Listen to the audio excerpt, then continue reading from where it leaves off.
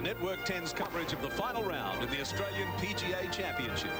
Yesterday, the weather took a turn for the worse and made scoring difficult early on. Overnight leader Greg Turner was solid in the conditions, and it wouldn't be an Aussie tournament without an ace. There you go. My goodness. Once again, the West Australians are challenging.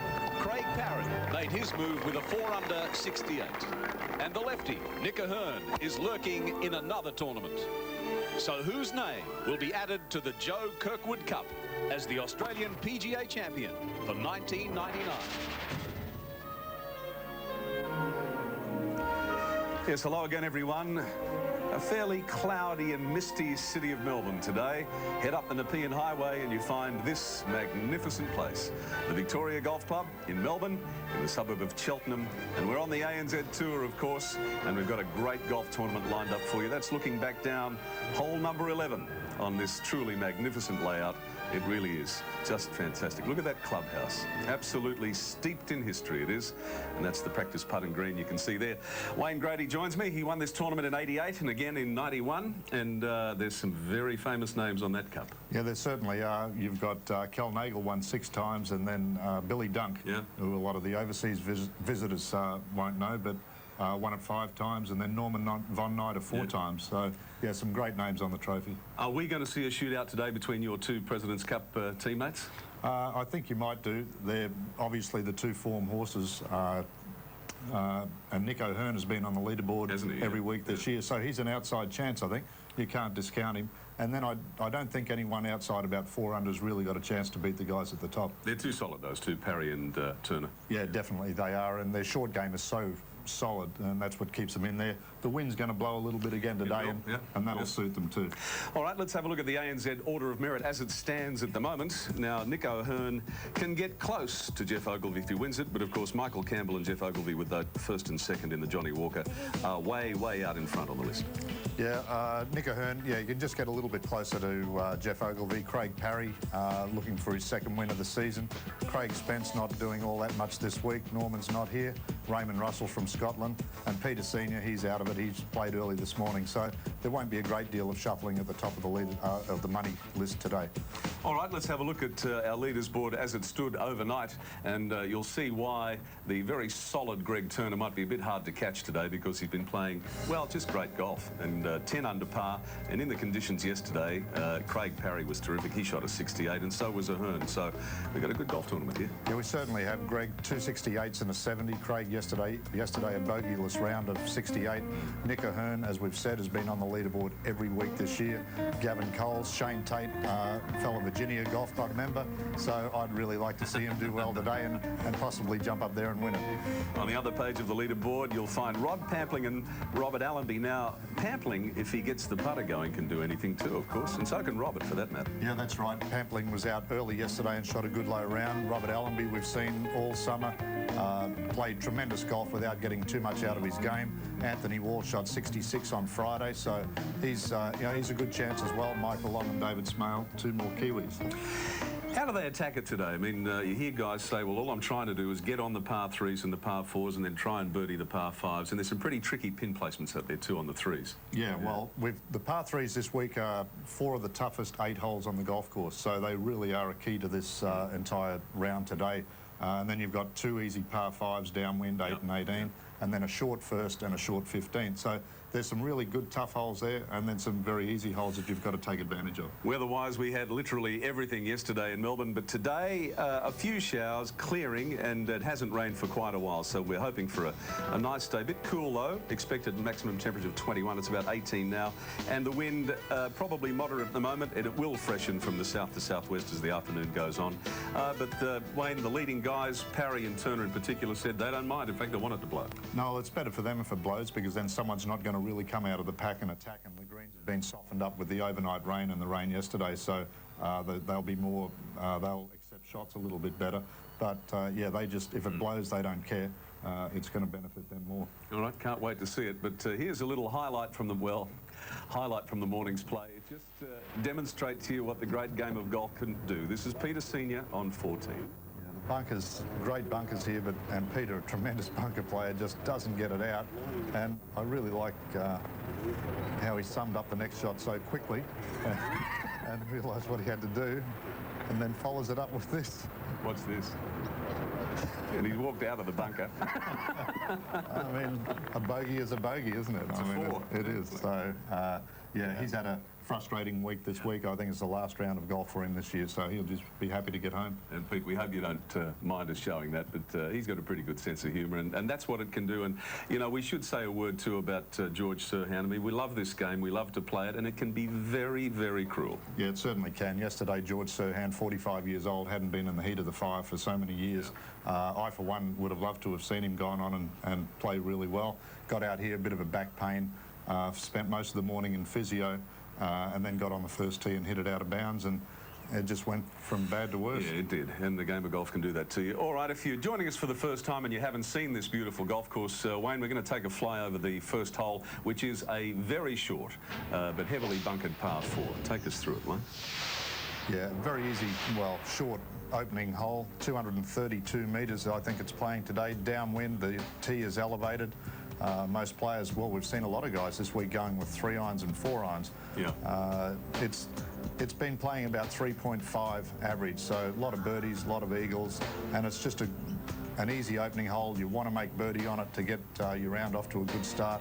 So we'll see some eagles here this afternoon. Yeah, the play yesterday tended to be, if you couldn't get it on the green, to get it over the back, you know? Yeah, get it where the flag was yesterday. They wanted it over the back so they could pitch back because the pin was in such a difficult position. All right, we've got Group 27 on the tee, a couple of locals, Mark Hensby and Paul Maloney. Let's go to our starter. Ladies and gentlemen, please welcome group number 27 with scores of 72, 73 and 70 from Victoria, Mark Hensby. All right, see Mark, 3 good rounds, 1 under par, taking an iron, long iron. The flag today is a little more accessible towards the back of the green. A lot of Victorians on the leaders board this week. You'd expect they play these golf courses, and aren't they lucky to play them? Very lucky. 2 iron today, 234 metres left to right downwind, and that's starting out to the right bunkers and staying there. Thanks, Oz, and that's exactly where it ends up, in one of those bunkers on the right. With scores of 69, 72 and 73 from Victoria, Paul Maloney. I'd like the viewers in America just to watch this swing and see if they recognise it. I think he swings it so much like Ed Sneed. It's amazing. A beautiful rhythm and flow to his swing. Rounds of 69, 72, 73 for Paul Maloney. And just watch this swing. It is poetry in motion.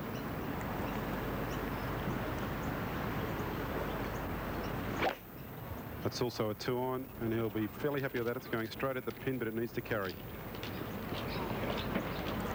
And didn't. Yeah, not a bad spot there. An easy opening bunker shot to a flag that's set well back in the green. All right, Group 27 off the tee. We're underway for our coverage of this final round of the Australian PGA Championship from the Victoria Golf Club. We'll take a short break.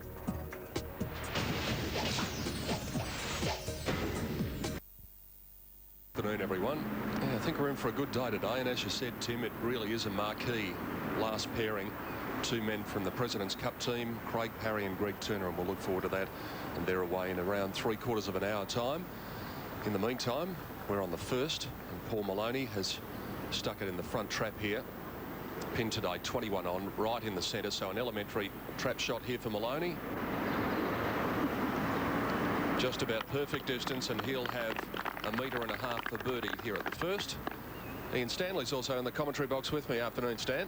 Afternoon, Peter. This hole's been averaging for the week under par 3.61, so all the top players be wanting to make a 3 here and getting away to a good start.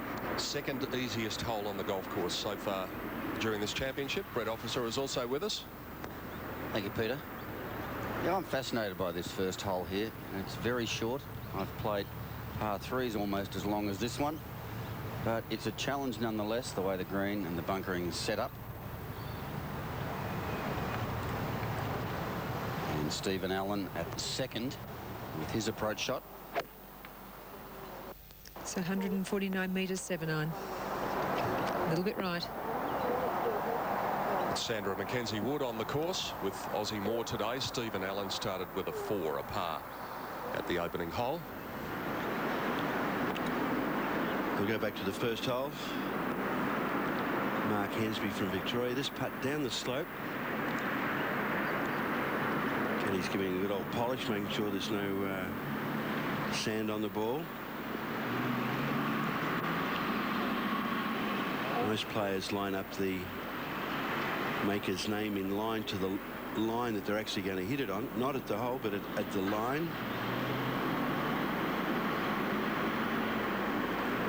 Have a good look from behind. Sometimes they go the other side of the hole. Interesting story. Mark Hensby spends, although he's down as a Victorian, spends a lot of his time in the United States. Married an American girl.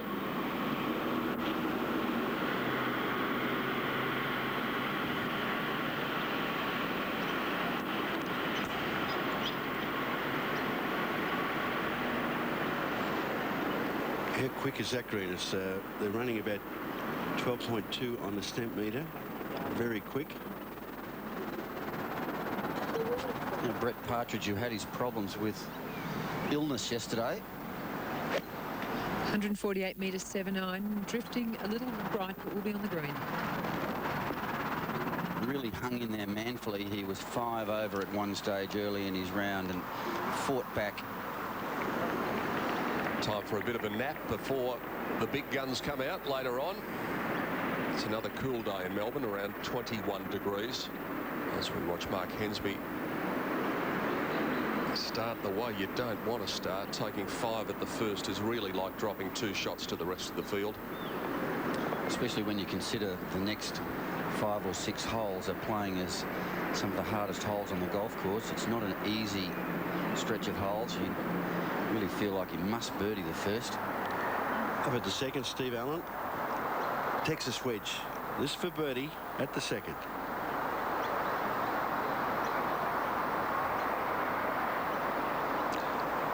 We had a little bit of light drizzle this morning, but the greens are still very quick. Paul Maloney has a much easier putt, even though similar length to Hensby's. This is pretty much straight up the hill.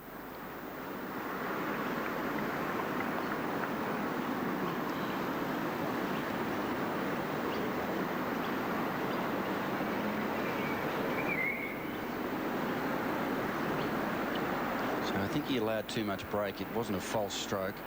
Smooth. Brett Partridge, this birdie putt at the second.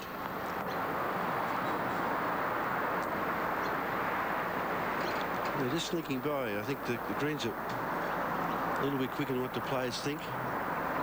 Everyone we've seen today has really given a good firm wrap. Maloney for par. And after watching your playing partner 3-putt from 2 metres, it's pretty hard to get the same thought out of your own mind. Brett Partridge, by the way, has already picked up a shot, making a birdie 3 at the first hole. He'll have to be content with a par here at the second if this one falls for the Tasmanian. Well, hold, as Brett said, was really not feeling terribly well at all yesterday. Let's hope he's feeling a bit better today. Let's head down to the first tee. Here's our starter once again, John Lindsay. Ladies and gentlemen, please welcome group number 28 with scores of 69, 69 and 75 from Victoria, Tony Mills. Well, his father's probably watching the telecast over in Perth. Peter Mills, a great Victorian professional. This young man played very well at the Ford Open a month ago.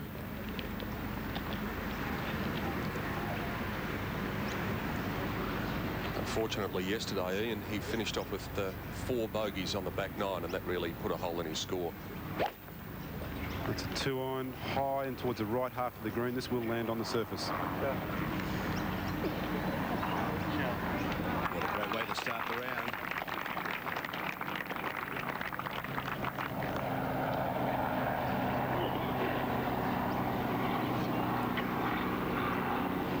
With scores of of 71, 69 and 73. From New Zealand, David Smale. Very similar build to Tony Mills. Tall and strong. Been around the traps a while now. Showed lots of promise 3 or 4 years ago. Distinguished amateur career. Smale's opening tee shot, 3 wood at the first. That's a little bit left of the pin and drawing, coming in a little bit hard. Maybe too much club. A little bit of overnight rain softening the greens, but not enough to soften the blow there for Smale. So he'll have to chip back now. Stephen Allen to tidy up for his par at the second. And he does. And remains at 1 under the card. Lots more action to come here from Victoria Golf Club today. Stay with us around Australia on 10 for the PGA. 234 metres it's playing today, and there's our updated leaders board. Turner and Parry, remember, the marquee pairing in round about 36 minutes from now at 1 o'clock local time. And 9 minutes before that, Gavin Coles and Nick Ahern will be away. Now from the back of the first, David Smale, second shot after taking 3 wood off the tee. And as Ian Stanley has already mentioned, these greens are quick, despite the fact they had a bit of a drink overnight, courtesy of Mother Nature. Back to the putting action at the first shortly. Let's go to the 18th. And George Serhan, who had a horror day yesterday, and finishes out at the last with a birdie. And a fair bit of symmetry on his scorecard, Brett. 6 birdies, 6 bogeys, 6 pars. Even par round of 72. By the look of it, he's had a good look at the golf course. Battled that back injury yesterday. Well, he'll live to fight another day. Yep.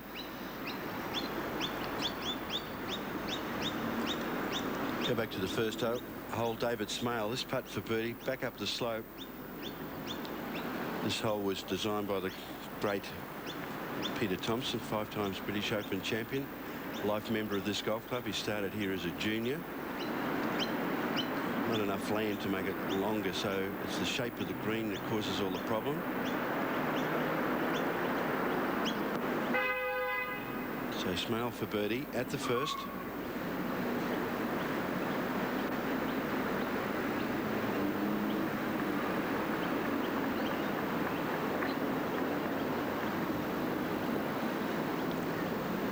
But that's like dropping a shot on this hole today. A lot of the players just want to make 3, get that good start, because we've got 4 or 5 very good holes after this.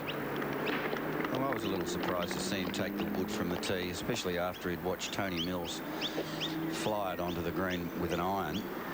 And where the pin is today, all the way up the back of the green, being long is fiendishly difficult because there's not a lot of green to work with. Yesterday the pin was at the front, and it was an option to hit your tee shot past the flag, and even over the back of the green was okay. But today you're really better off being short rather than long. It's Tony Mills downhill, left to right for an eagle at the first. And I think he was walking before he hit it. Not his best attempt. He can block that out of his mind. It's always nice to hold a good putt at the first. Seems to be something you can lock into for the rest of your round. But if you don't happen to hold a good one at the first, that's when you need a bad memory so you can forget it. It's an interesting stance here. Sets up with his wrists locked. And makes his 3.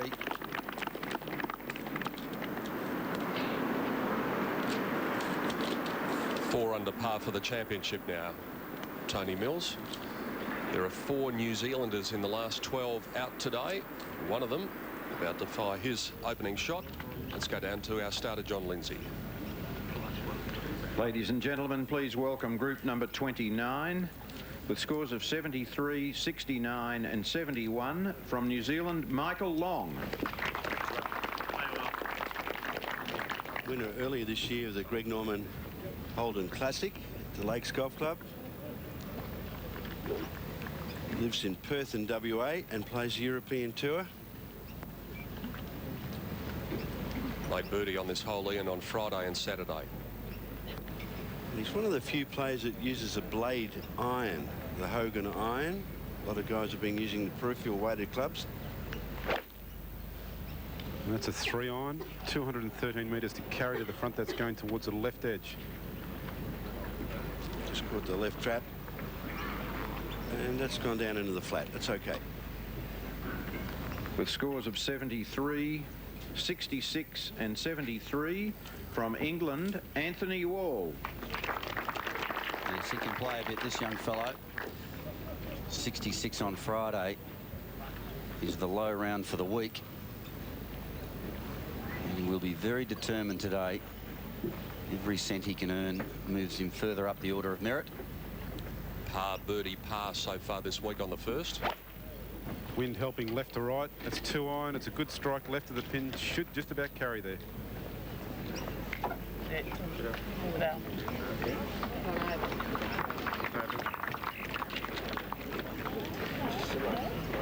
Not too bad for Anthony Wall, but a tough little chip coming up for the Englishman. Here's our leaders board as it stands, with still 8 players to go away in the final round of the PGA Championship. The Kiwi Greg Turner by 3 at the start of the day from 2 West Australians, Nick Ahern and Craig Parry. At 6 under, Gavin Coles, 5 under, Shane Tate, Tony Christie, all yet to begin their rounds. Anthony Wall's away. Tony Mills has made an early birdie. Robert Allenby will be away shortly. And the marquee names over the next 3/4 of an hour will be getting their rounds underway. You're watching the final round of the 1999 Australian PGA Championship from Victoria.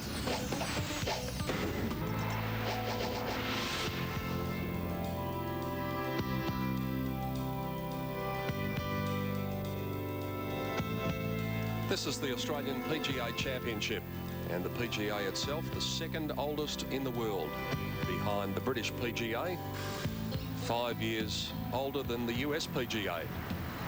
Here's Michael Long at the first. Second shot, front left trap. Nicely done. 3-metre putt, pretty well up the slope for birdie. Turner and Parry, remember, are about 27 minutes away. There's a shot of Anthony Wall. He had no shot there to really get at the flag with that big mound. He was just in the wrong spot. Just to get it on the green and hopefully hold that putt for birdie. And up to the 4th, the par 3, Jeff Ogilvy for a 2. He's picked up 2 shots already today at the first and the third.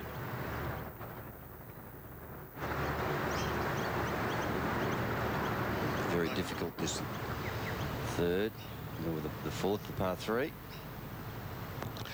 I've got Shane Tate with me down on the practice putting green. How are you feeling today? Yeah, pretty good, pretty relaxed at the moment. Hopefully I can get off to a good start, and you never know. 5 behind a player of Turner's stature. It is a bit of an ask. Yeah, our only chance today is someone breaks his leg. You know? But Craig Parry's a good player too. Yeah. I mean, you got 2 of the world's best up at the top, so it's a lot of hard work to catch him. Mate, we've been giving the Kiwis a bit of a caning. We've got to keep it up. Yeah, that'd be nice, but someone's going to have to play really well to beat Greg Turner. I can't see him coming back to the field. But you've got yourself in contention, and you must be happy with the way you're hitting the ball, particularly around here, and the conditions weren't easy. Conditions are typical Melbourne, but no, I don't mind a bit of wind, so the stronger it gets, the better. Play well today. Thanks, Tim. Shane Tate, Peter. Thank you, Tim. Terrific birdie there by Anthony Wall at the first, after getting himself into a very awkward spot at the back of the green there, Brett. Yes, makes his 3 from an awkward spot, but I was amused by Shane Tate's relaxed manner, his dry sense of humour there. Let's hope he's in for a good day. Par for Ogilvy here. Makes his 3 at the 4th.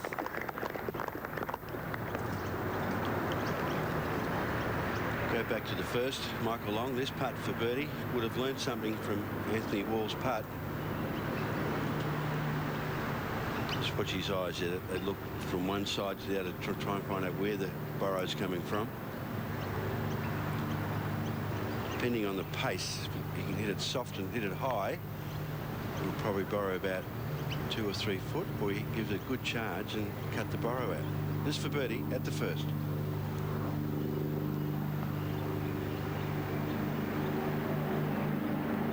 Unfortunately, just a little bit firm for the line he took.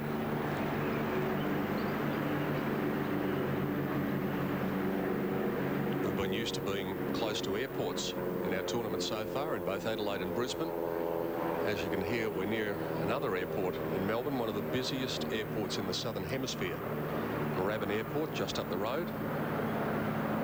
The 767s aren't landing there, but you'll hear plenty of Cessnas and Navajos, all sorts of light aircraft making their way into the airport today. It's a good putt there for par at the first.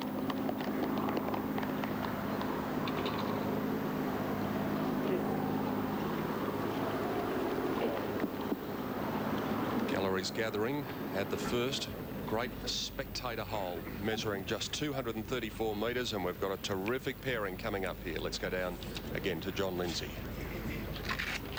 Ladies and gentlemen, please welcome group number 30 with scores of 70, 71 and 71 from Victoria, Robert Allenby. Very consistent this week, Allenby, without being brilliant, but he knows he has a chance to really jump out of the blocks here. He knows this course very well. Brett, I was interested to hear him say to Tim Webster in an interview yesterday that he believes that his putting is very good at the moment. A lot of people would probably have a different opinion, but he's got that mindset, obviously, that he wants to believe it's going okay. Well, it's interesting how he's going about approaching his putting problems. He does have a couple of physical deficiencies in how his shoulders work through the stroke, and it's affecting how the putter is working. But mentally, he's fixing that bit first, and not a bad strategy. 234 to the pin, 2 iron. That's started left of the pin and staying there. Oh, a bit unlucky. Yes, if he can start thinking positively about his stroke, that might fix the physical problems as well. With scores of 72, 72 and 68 from Queensland, Rod Pampling. One of the biggest hitters on our tour. Second on our order of merit from last year, and the winner of the Cannon Challenge early this year. He hits it so long. Used to play hockey for his state of Queensland.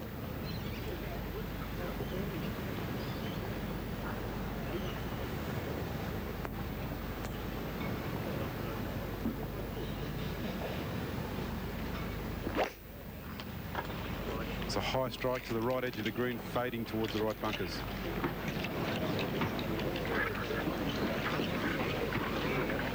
Both players in the trap at the first. We'll come back to watch the action as it continues from Victoria Golf Club on 10 in just... The opening hole at Victoria Golf Club, and both Rod Pampling and Robert Allenby have found the sand. But with the pin today cut back centre, shouldn't be too many problems for either player, and hopefully both in a moment will be putting for their birdie. First of all, Rod Pampling.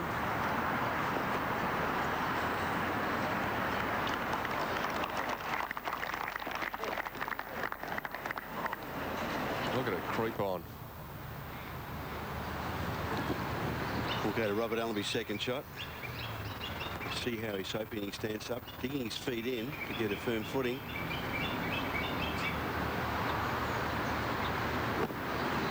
Cutting it across it.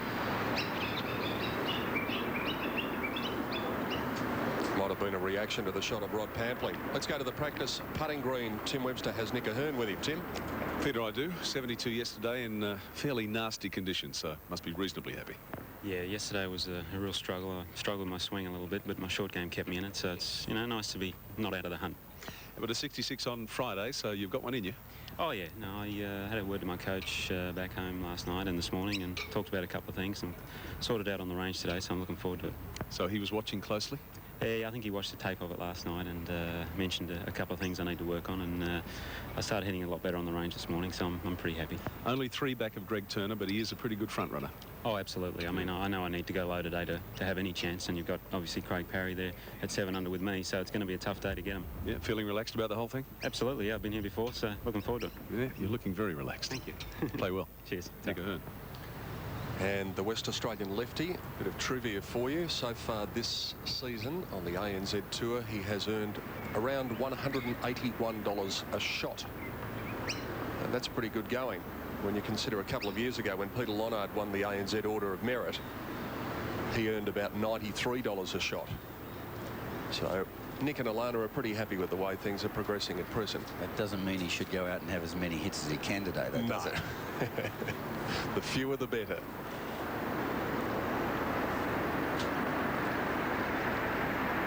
So Rod Pampling is for a 3 at the first.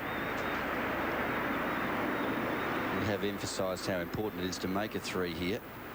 However, it is only 1 stroke, the difference between a 3 and a 4.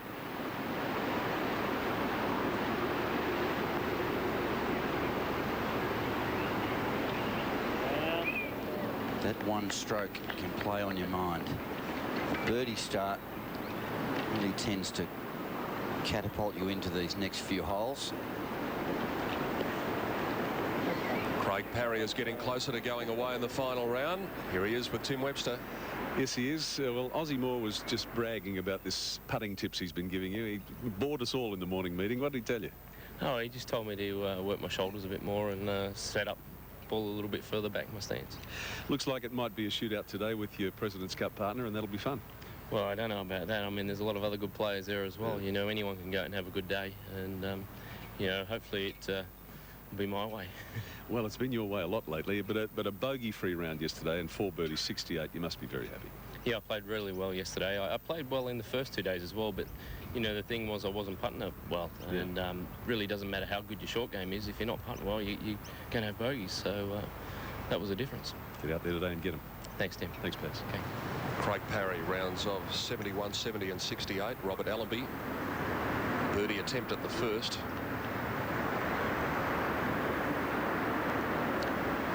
So he'll have to be content with par on this short par 4 opening hole.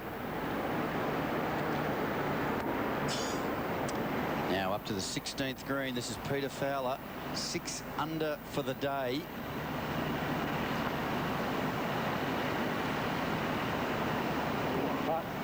Oh. Well, that's a birdie. We understand that actually takes him to 6 under. 7th birdie for the day. Go back to the first. Robert Allenby cleaning up for his par.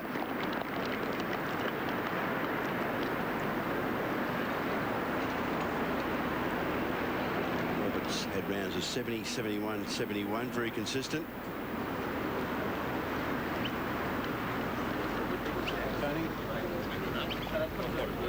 Ladies and gentlemen, please welcome group number 31 with scores of 70, 70 and 71 from New Zealand, Tony Christie. Tony Christie really didn't finish his round off yesterday. He was at 8 under for the tournament at one point. Made 4 birdies in a row. Through 7, 8, 9 and 10. That's 2 on, and the wind's picked up a little more now. That's going towards the left edge of the green. Should fly the bunkers. And he's headed down into Anthony Wall territory. Very awkward down in there. With scores of 69, 71 and 71 from Queensland, Shane Tate. Nickname Tata. Big hitter, this young man. Winner of the Queensland Open this year. And plays out of the Virginia Golf Club where Greg Norman first started. And also one of our fellow commentators, Wayne Grady.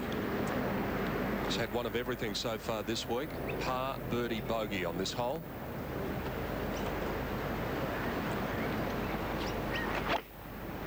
It's come out very low towards the gap in the right-hand side and needs to carry the short bunker, though. Now left wing down, turn back onto the green perhaps. Well, he does have a chance for a 2 for the complete set here at the first.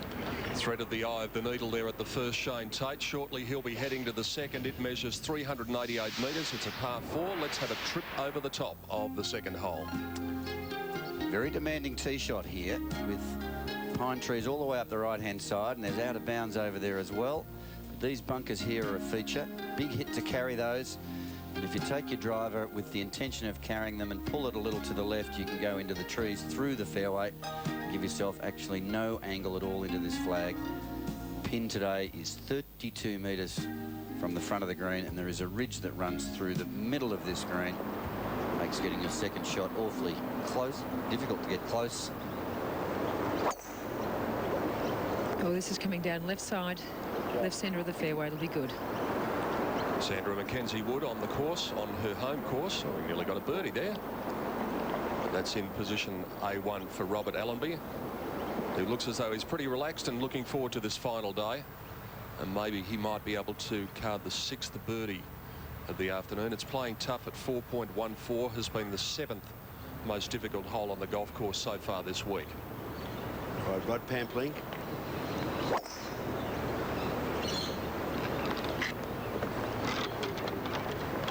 Taking the bunkers on. Huge shot down the right-hand side. Just sneaking back onto the fairway. It's in good position. Greg Turner and Craig Parry will be away in round about 12-13 minutes. Still got Gavin Coles and Nick Ahern to go away as well, so none of those players yet to get onto the course. Tony Mills has picked up an early shot at the first. Robert Allenby made his par at the first. Rod Pampling made his par also at the first. And we'll be back to them on 2 in just a moment. Let's jump ahead to the third. Second shot here for Tony Mills. Difficult green to play into. Angles at a 45-degree angle from the fairway. And that pin is tight today. So well played, Tony Mills. The Kiwi Greg Turner will take a 3-shot lead into the final round. Here he is with Tim Webster. Peter, he's just finished a nice egg sandwich for lunch before he goes out there. Feeling relaxed about this? Yeah, it's looking forward to it. It's a similar sort of wind and similar conditions to earlier in the week, so shouldn't be any surprises. You'd like to get one going for the Kiwis, and it hasn't been the best year, has it, for you? Well, we've had a pretty good year. It's just that you guys have buggered it up, really. You know, we've contended in a lot of events. We've just run second or third a bit too often, but you know, I think it's been a great year for Australasian sport, and it certainly has, especially Australia. But you know, we're not too upset by how we've gone. Be fun playing out there today with your President's Cup teammate. Yeah, well, no, I wish he was playing about 3 hours ago, to be honest. Yeah, no, but we played first 2 days. We're good friends, and I think there's a, you know, I certainly respect him as a player and a person, and hopefully there's a mutual respect there. I think we'll have a good time. Absolutely. You look very relaxed. You always do. But do you attack it today, or just take it a bit in a circumspect way? Well, I don't think you really plan to do anything. You go out there and try and make some good swings early on, and if the ball's heading in the direction you want it to and it's feeling good, then you can attack. If it's not, you've got to play to the way you're feeling and you're swinging. And I'm hoping to be able to attack. I'm hoping the swing feels good enough, and I think I probably would have to at some stage, because you know, Paz and Nick Ahern and people like that, they're not going to lie down and give it. They won't let up on you. No, that's for sure. Thanks for talking to us. Have a good one. Right, cheers. Greg Turner. Looks nice and relaxed down there, Greg Turner. Well, I'm very interested by a couple of comments Craig Parry and Greg Turner have made in various interviews that I've heard. Craig Parry said, gee, I think Greg Turner will be hard to beat. And Greg Turner said, gee, I think Craig Parry will be hard to beat. So they're kind of trying to take the pressure off each other, I think, which is not a bad strategy. Shane Tate lining up his second shot at the first, ahead now to Tony Mills, who has a birdie putt at the third, and we welcome to the commentary box 1990 US PGA champion Wayne Grady. Good afternoon, Peter. How's it? Yes, eagle putt here for Shane Tate at the first from off the right edge of the green. See how much he's allowed for the slope. Would have conferred with his caddy there, friend and fellow professional Brad Forrester caddying for him. So they got the speed right, but not the line.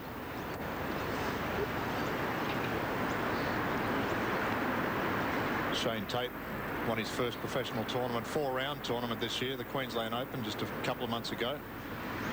And this is for par. Tony Mills on 3.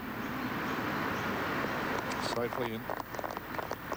Third hole, one of the most difficult on the golf course. It's been the second toughest hole so far this week. Only 16 playing harder. Now we saw the Englishman Anthony Wall make a similar birdie a few moments ago. See if Tony Christie can repeat the dose.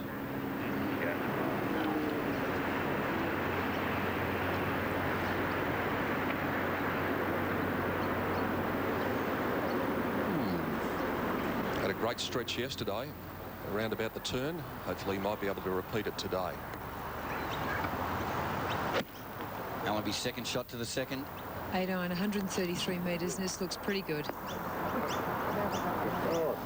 Just pitching into the upslope, that ridge that runs through the middle of this green, and just killed it. So that's a little unlucky for Allenby. Now Shane Tate on the first for birdie.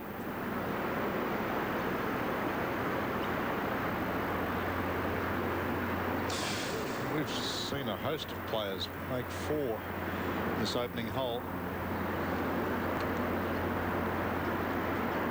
3 there to set up the round. The next 6 holes of this front 9, very difficult. So to not make a birdie on the first, you're really just giving one away. It's been nearly as many birdies as pars here at the first as you would expect. And as you pointed out, Groats, a lot of the players that we've seen making par. Rod Pampling here, tight angle into this flag. 131, this is also 8, just on the right-hand side of the pin. Looks good. Yeah, it's an excellent shot. Beautifully judged from the light rough. All but 4 players away now. Our second last pairing, Gavin Coles, Nick Ahern, about to begin their final rounds in the Australian PGA Championship. Ladies and gentlemen, please welcome group number 32 with scores of 70, 73 and 67 from New South Wales, Gavin Coles. Good to see Gavin playing well this week. He's had a bit of a mixed bag this year. Missed cut, tied for 34th, tied for 65th, and then a missed cut last week in the ANZ Players Championship.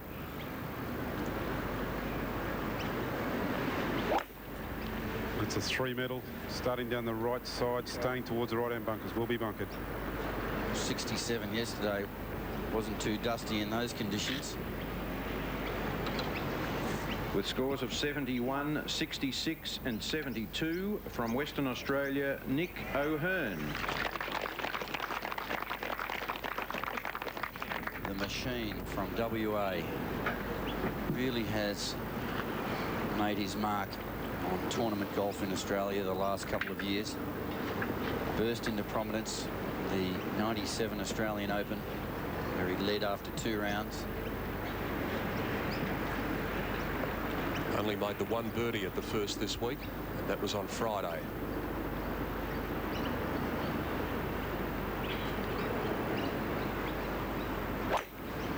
It's a 3-word wind left to right, starting left and drawing back right on line with the pin, this one.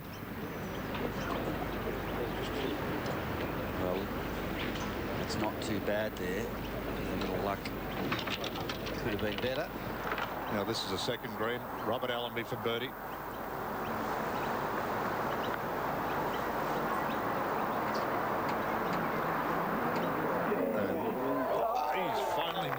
Good on you, Robert, after failing to birdie the first. Well, maybe his mental attitude about how well he's putting is working.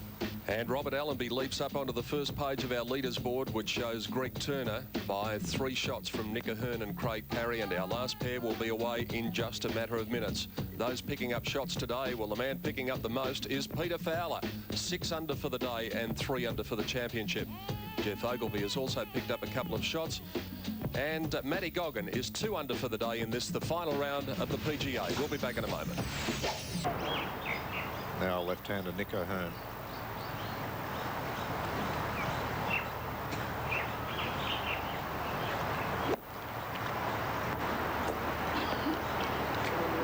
Oh, beautiful shot. He's shown time and time again.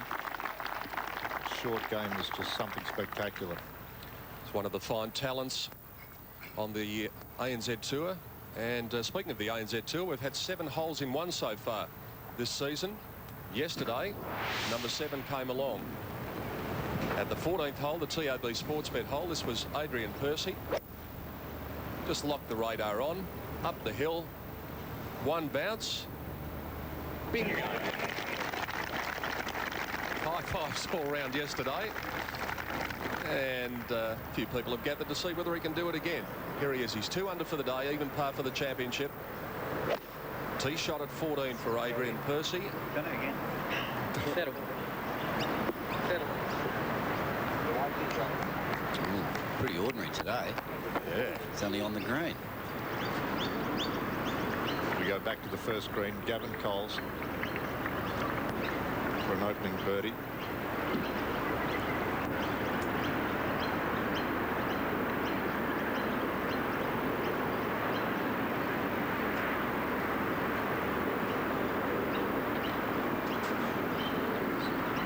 And the overnight rains, although taking a bit of sting out of these greens, are still very fast.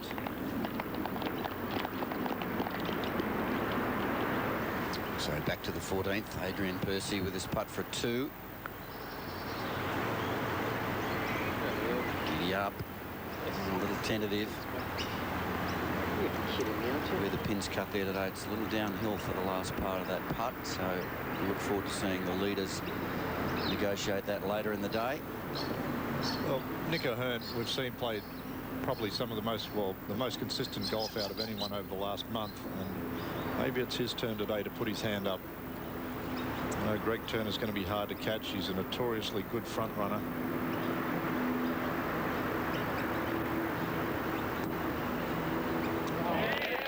Good putt. Moves him to 8 under. And he's found that he really likes Sunday afternoons. So back to Percy at the 14th. It's this newly contoured, this 14th green.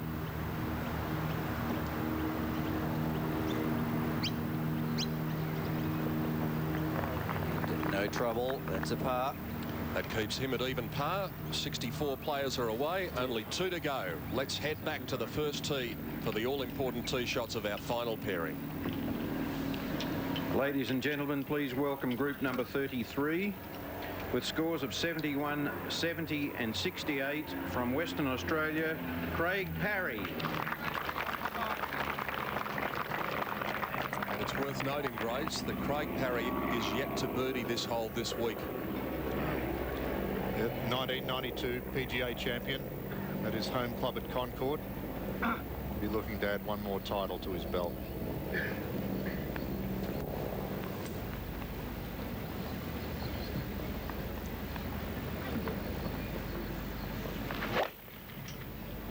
That's a 2-iron starting at the middle of the green, fading towards the gap. Could bounce up onto the green.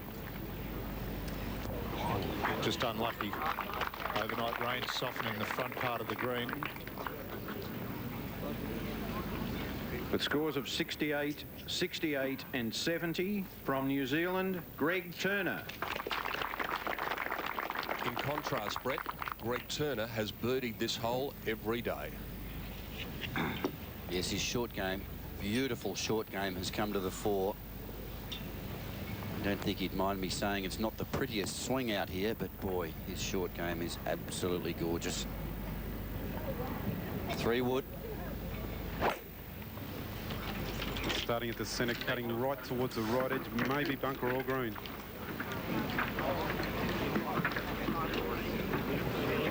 Oh. Well, that short game will be called upon for his second shot at the first. Pretty close to the back edge of that bunker, Greg Turner. So our field is away, and it's Turner at the moment by 2 shots from Nick O'Hearn, who's picked up 1 at the first.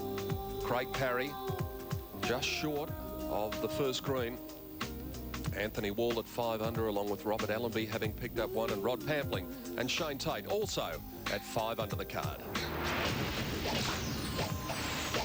Golf course, look at this. Chuck Fowler 7 under today. Yeah, 4 birdies in a row. My old World Cup partner.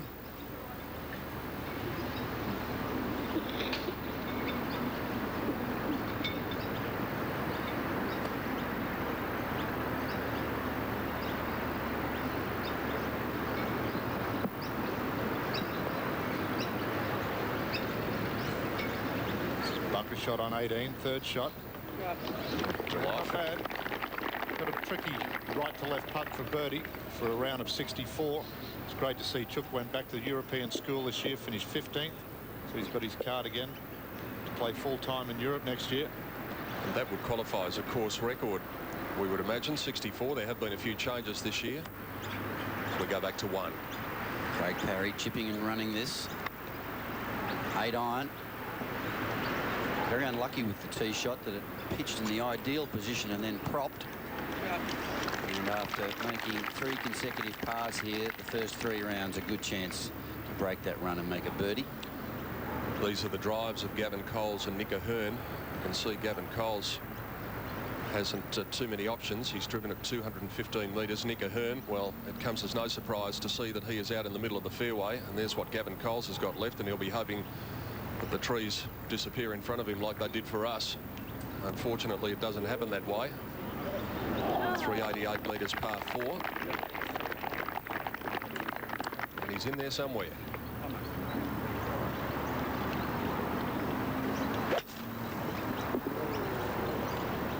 Trying to work on the theory that trees are 90% air. This time it worked. Well, he just took something with not much loft on it and tried to hook it as much as he could. Greg Turner, this is for birdie. Third shot. And I want to tell you, between Greg Turner and Craig Parry today, you're going to see a short game clinic. It may not look pretty, but someone's going to lose some skin out there today. Nick Ahern, second shot to 2. Brett, that's an 8 iron, 136 metres. Looks pretty good. Perhaps a little unlucky, didn't kick on. Did carry on to the back tier. Now on the first for birdie. Just the start he wants.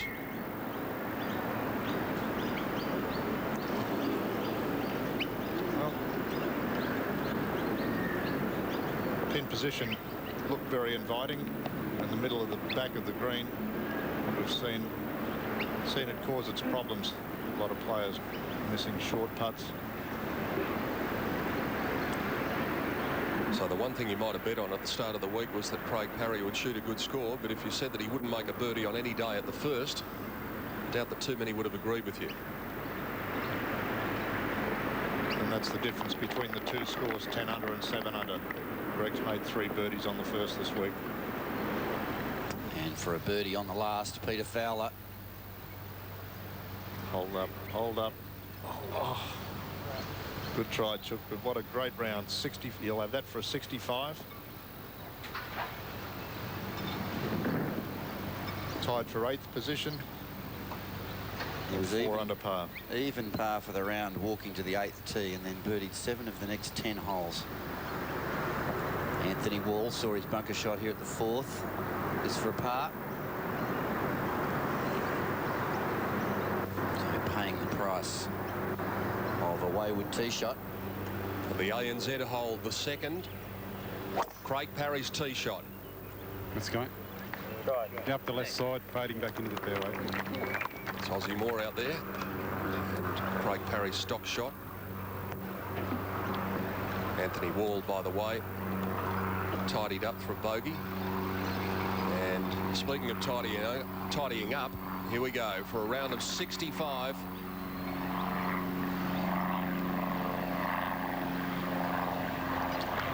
Fine round, Peter Fowler. It's been in the wilderness now for a few years. And have a look at that card. 7 under in the last 11 holes.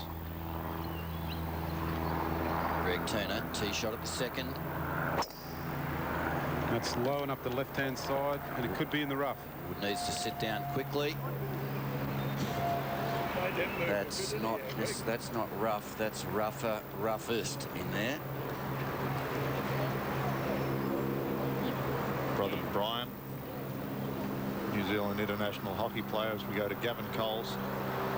This is 3rd shot.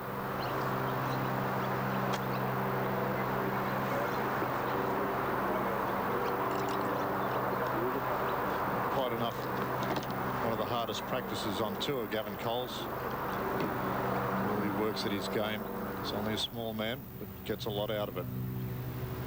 We mentioned the Turner sporting dynasty, of course. Glenn Turner, wonderful cricketer in his own right. If Glenn had have delivered that last one, it wasn't quite a wide, but it was certainly outside off stump. Captain New Zealand, I believe. Now Gavin Coles for his par on the second.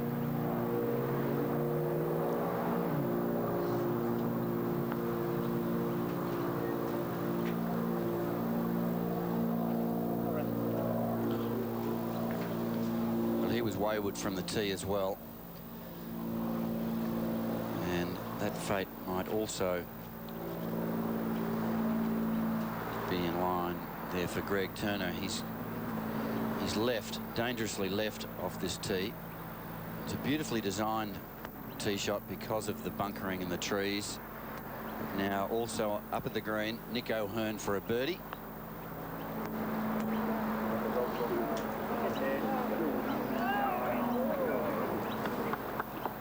That'll be a solid par for O'Hearn. He's picked up a birdie today to be 8 under. Robert Allenby has also picked up a birdie at the second to be at 6 under, 5 under. But he might have another birdie here. Hey, don't chase the birds away, Rob. That's a bad omen. We like those magpies, don't we, Peter? Oh, I love them. Any type of birdie. Now back to Gavin Coles on the second.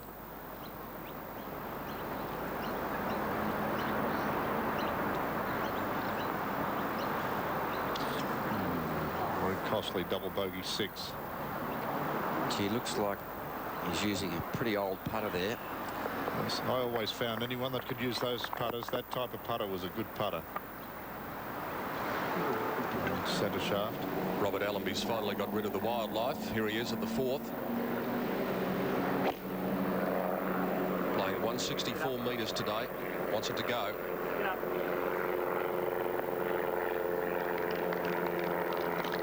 There's a little ridge through the green there, and it's tough to get your ball all the way back to the flag on the 4th today. As we have a look at the balls on the second fairway of Greg Turner, saw him drive it into the left-hand rough. Depending on the lie, should only just have to hook it a little bit around the trees.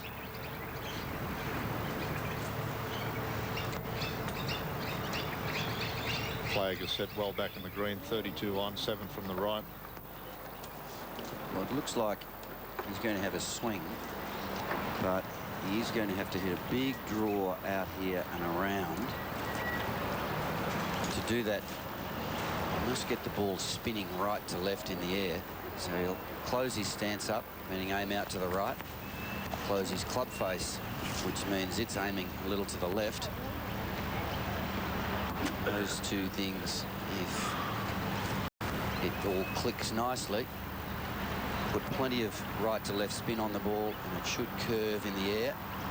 It's almost impossible to control this precisely, especially coming from the rough. 167, hit a low hooking 6-iron, started the right trap. It's trying hard, but I think it's going to miss the green right. He's caught the right-hand bunker, Oz, and Greg's a predominantly left to right player. Not that he can't hit a hook, but he finds it much easier moving the ball the other way. And the other member of this group is, they both have the same ball flight, the two players in this group, Parry and Turner. And Craig Parry safely in the left-hand side of the fairway. It's a perfect angle into this flag on the second.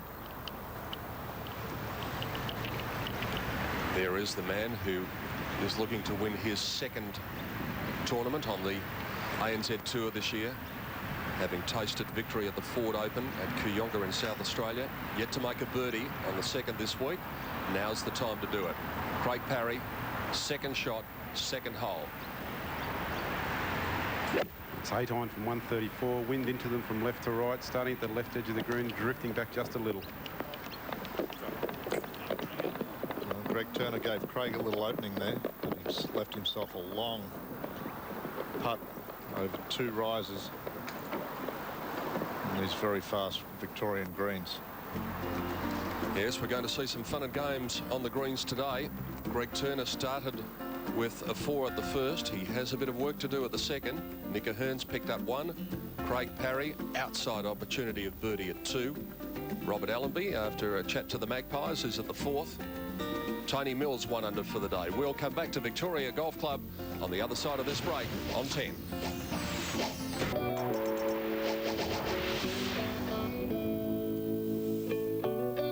Things are getting pretty tight at the top of the leaders board. In this, the final round of the Australian PGA Championship. It's coming to you from Victoria Golf Club in the famed Melbourne Sandbelt. Greg Turner likes this area. Let's see if he can get up and down at the second. Well, 5 metres or so to do that and to remain at 10 under.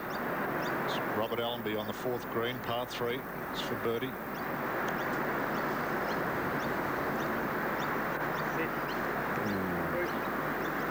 I think we've seen a lot of players today hit putts past. So the greens on the golf course might be a little faster than they expected.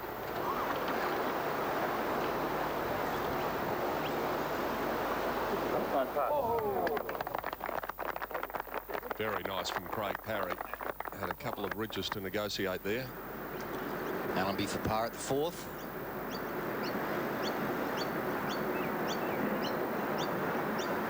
Well holed. I have seen him missing putts of that length all too often. Now Greg Turner for par. We've seen a bit of a shaky start by Turner. Tee shot off the first well right and then pulled tee shot off the second.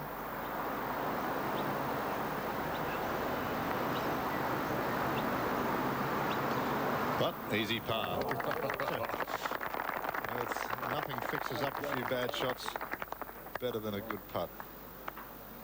He did say he thought the key to this golf course was patience, and I think the key to any golf course is patience. You can't overpower too many courses. You must just play them one shot at a time. I've never seen anyone that didn't have patience that can hold those for pars. Parry for par at the second. Okay. But certainly in yesterday's conditions, Greg Turner did get off to a tremendous start and then made some bogeys in the middle of the front 9. And it was his ability to be patient that really kept him in it. Craig thought that the first 2 holes he's had 2 opportunities to pull a couple of strokes back on Greg Turner, and he walks off still 3 behind. Yes, Turner at 10 under. Ahern has picked up the shot today of the top 3 on the leaders board and the 3 fancied players to get to within 2. Robert Allenby, good steady start. Peter Fowler, remarkable round of 65 to vault up the leaders board, and he is currently in a tie for 6th place. Jeff Ogilvy's picked up 3 today, maybe about to make a charge. Brett Partridge obviously feeling a lot better than he was yesterday. He's 2 under for the day. Nathan Gatehouse is also going along nicely, 3 under for the day. Matthew King, the Queenslander's picked up a couple in his final round. Matty Goggin, Adrian Percy have also picked up 2 shots. John Senden, 1 under for the day. And Paul Maloney, we saw him get away to a shaky start. He's 3 over for the day. Back with more in a moment. Now Nick Ahern, this is on the 3rd.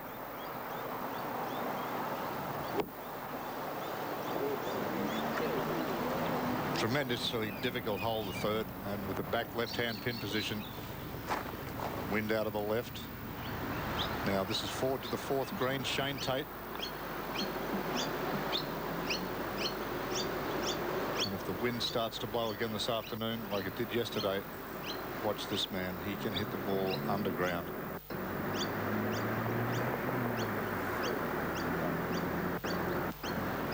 Jeff Ogilvy, second shot at the par 5 9th. 3 under for the round. The big hitter. If anyone can reach this green in 2, he can. And he's through.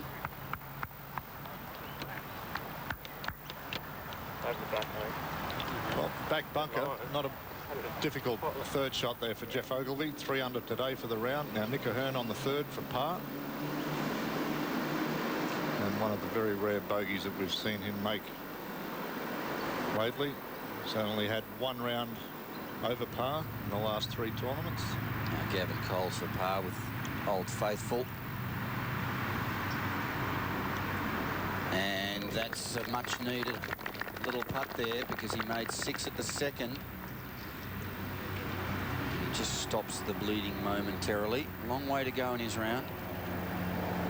Put that second hole out of his mind. Well, as they walk to the fourth, why don't we take a look at it? It's playing today at 164 metres. It's the first of the par threes, and new bunkering here in front of the green actually catches your eye, but it's pretty hard to avoid the bunkers here. Square meterage of sand enormous, probably more sand here than green, and the pin well up the back of the green. Anything long going over the back of the putting surface will be swept away down a closely shaved bank. Big trouble over there. Also problems off the right edge of the green. And that figure there, 3 birdies only for the day, really tells the story. You take a 3 here and go to the next anytime. Yes, the fourth hole's played the 5th most difficult over the first 3 rounds, and today with the flag 31 on in the centre, danger the players have is if they go over the back of the green. There's just nothing left from there. Sandra Mackenzie-Wood is watching the action down at the fourth. Any breeze down there, Sandy? Well, and compared to yesterday, absolutely nothing. And of course, this hole today is going to play 33 metres longer, 164 metres. He's got 5 on. Even for the par threes so far this week. And that looks pretty good, just turning a fraction left.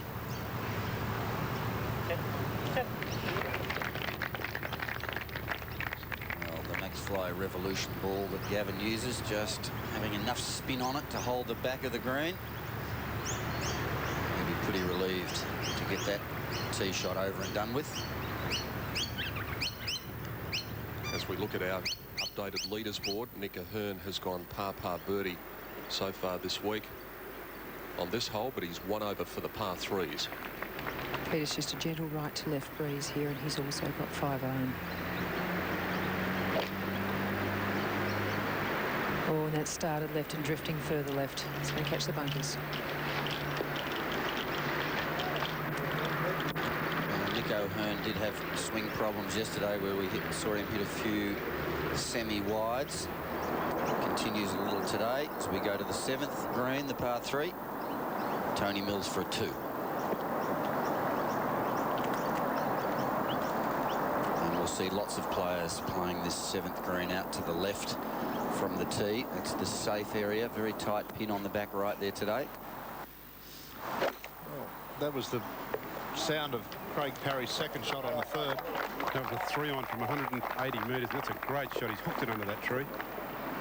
Just on the front edge of the green. Tremendous shot from where he was. It's still a long birdie putt up the hill. He shows that he can hook it when he wants to. It's caddy Patrick, Robert Allenby's old caddy. One of Robert Allenby's old caddies.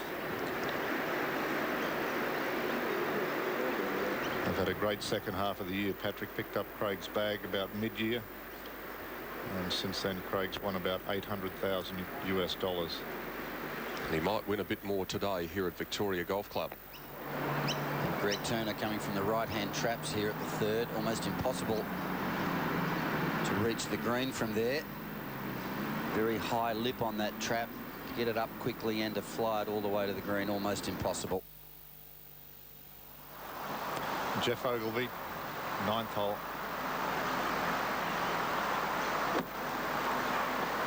Already seen him hold 2 bunker shots this week.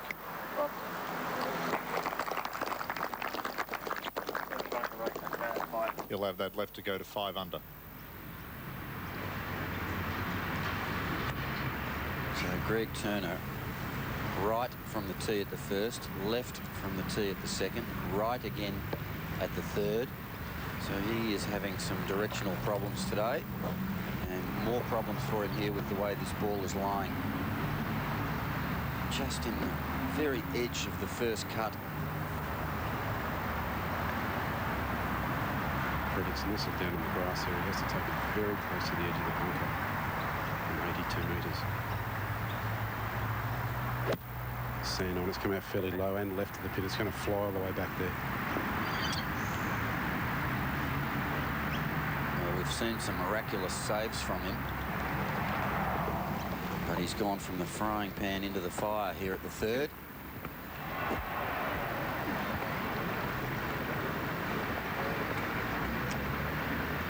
You're going to have to call on his short game one more time. But this is where Greg is always good and why he is a good front runner. When he does get into trouble, he's able to get himself out until he starts to find his swing. Now Nico Hearn. Par 3 fourth. Thank you. Say no more. So now it's only one shot, the difference between Ahern and Turner. And very shortly, you would think that Nick Ahern is going to have either a share of the lead or the outright lead, given what is befalling the New Zealander at the third as he heads back through the green, back near the teeing ground for the short par 3 fourth. There's what faces him. This, remember, will be his fourth shot. He's just missed the closely mown portion there, and his ball's rolled down into the first cut of rough, which is quite tufty. He may have an awkward lie as we go to Tony Mills, par putt at 7.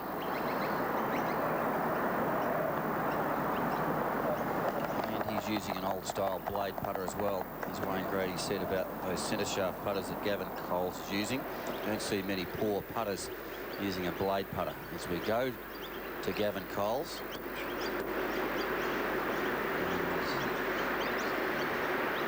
Studying this rather closely for some reason. I just wonder if in making his practice stroke the ball hasn't rolled. Let's hope not. Now fourth shot, Greg Turner. He's got the marshals there to hold the gallery rope up, so I assume he'll be taking something like a 9-iron or a wedge and just bumping it into the fringe. I'll ask a silly question here. If he did happen to miss-hit it and it hit the rope? Stiff pickies. Bad luck. Yeah. Rub of the green.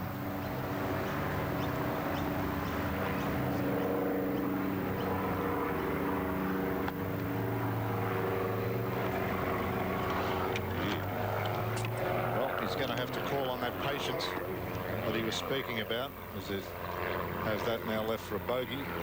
Gavin Coles having fixed whatever problem it was. Probably the ball just oscillating on the green. This is for a birdie 2 at the fourth.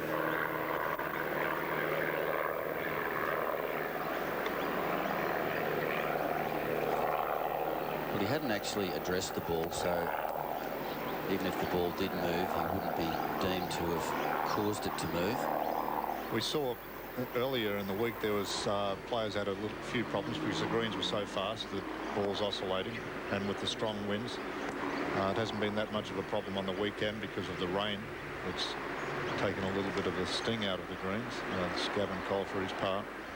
Grades, I'll actually get over there and find out, because he pulled away from that ball twice, and he did indicate to Nick Ahern that it did give it like a quarter of a roll. So I'll try and find out for you.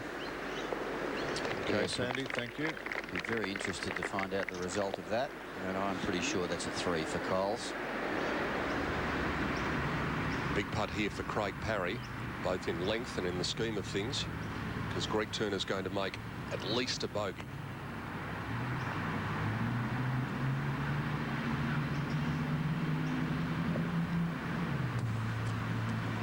Well, Craig so far hasn't been able to counter. He's given a few opportunities. So up to the 9th green, Jeff Ogilvie for birdie. And he gets it. That's an outward 9 of 32.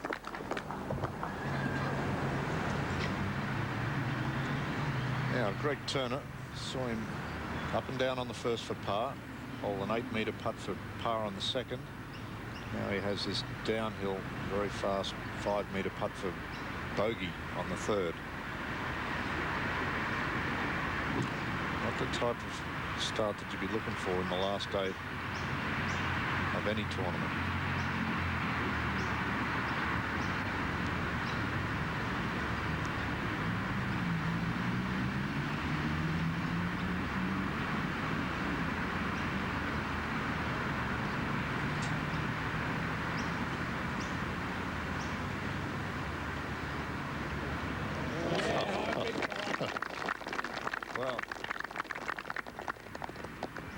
about that. Now, Craig Parry has his own little 2-metre putt for a par.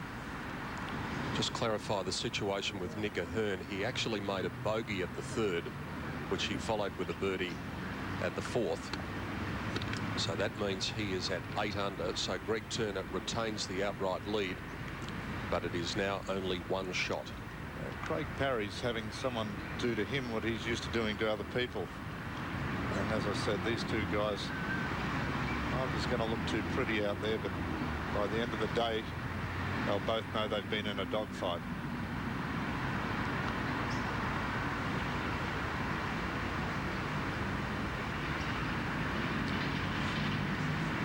So that putting tip that Ozzie Moore gave Craig Parry yesterday, to use his shoulders a little more in his putting stroke,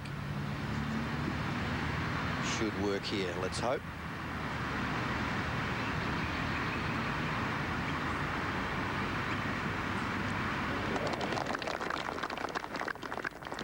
Very gutsy putt from Parry to make his 4. Stays at 7 under, 2 behind Greg Turner. Sandra Mackenzie-Wood, what can you tell us about Gavin Coles? Yeah, I just spoke to Gavin, Pete, and he said the ball was moving about, so he just didn't want to address it until it actually was stationary, so there was no problem actually at the time, so he made 3. Terrific. That's the value of having Sandra Mackenzie-Wood and Ozzie Moore and Mark Williams out on the golf course. And there is the leaders board. 1 shot between Turner and Ahern, 1 between Ahern and Parry, and 2 to the chasers in the Australian PGA Championship. To the 4th hole now. It's a par 3, playing 164 metres. Playing with him, Craig Parry. It's a 5-iron, starting out to the right-hand side, into the breeze, not coming back. He's got a missed right.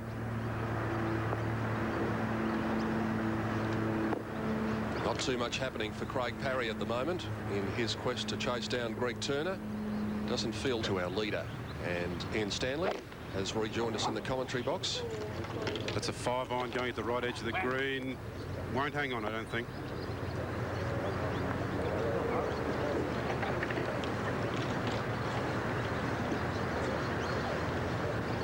So 2 peas in a pod.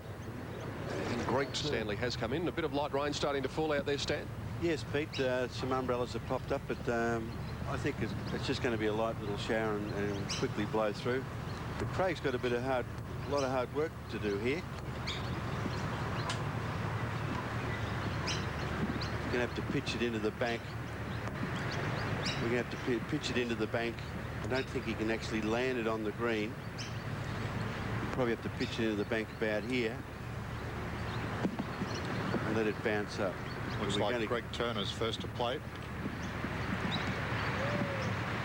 He's running it on the ground with a 5-iron.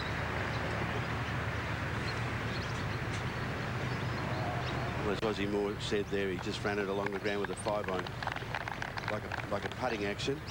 It's pretty good effort, Stan, because a lot of around the greens now, they shave them so closely. Sometimes it's hard to actually get the club underneath the ball. And in that situation, Greg chose to use a very straight-faced club, not much loft. Especially with the sand on it, it's like trying to hit a pitch shot off carpet, isn't it? Very hard to get the sand on underneath the ball. Bit of deja vu here. Jeff Ogilvy is playing the 10th, but he's on the 9th fairway. He's obviously found a new game plan because it worked for him yesterday. And it might again today. Ooh, and some spin. That was only a sand wedge today. Yesterday was a 7-iron. Look at that. This green on the 10th is an upside-down saucer. A good chance for a birdie. Now, Craig Parry taking the other option.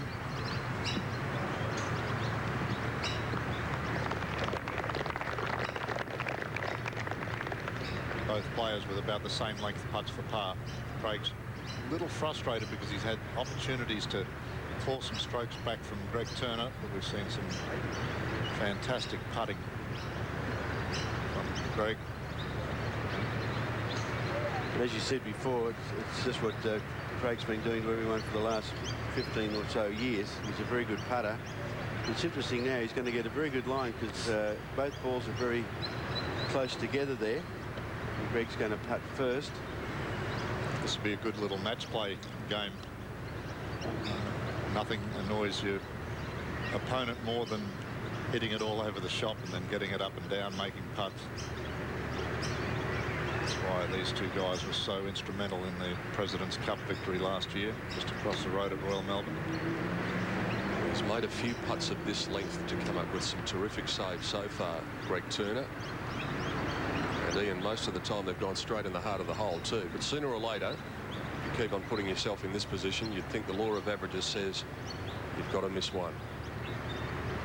This is the hard part of the course here, the second, third, the fourth, fifth and sixth, and then it starts to lighten up a little bit. But this is Greg Turner. This is for par at the fourth.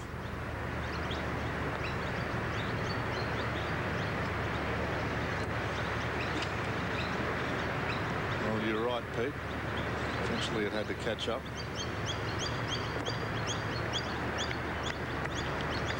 But he had a slow start yesterday and then consolidated and birdied a few late. We'll see if he can do the same thing again today. Go up to the 10th, Jeff Ogilvy. Third shot. Remember, the ball spun all the way down the green. Very fast green this at the moment. Just leaving it below the hole. Metre and a half to go. Well, while all that's going on at the fourth, this is Nick O'Hearn on the fifth.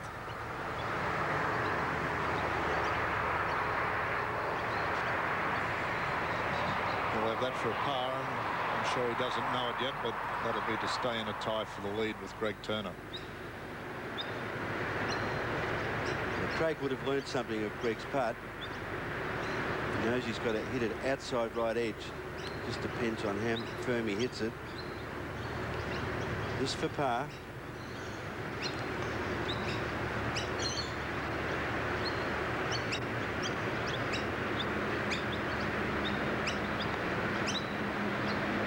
Right in the middle. Well done. He's going to have to buy Aussie Moore a beer at the end of the day, one way or the other. Might be a bottle of champagne, I think, if he keeps putting like that. Best completed round today, Peter Fowler's terrific 65, Stephen Scarhill and Nathan Gatehouse 68, Jeff Ogilvy for a par. Adventurous one it was at the 10th after once again coming via the 9th fairway. But Ogilvy's having a pretty good day today and he remains at 5 under. Let's go from one par 3 to another.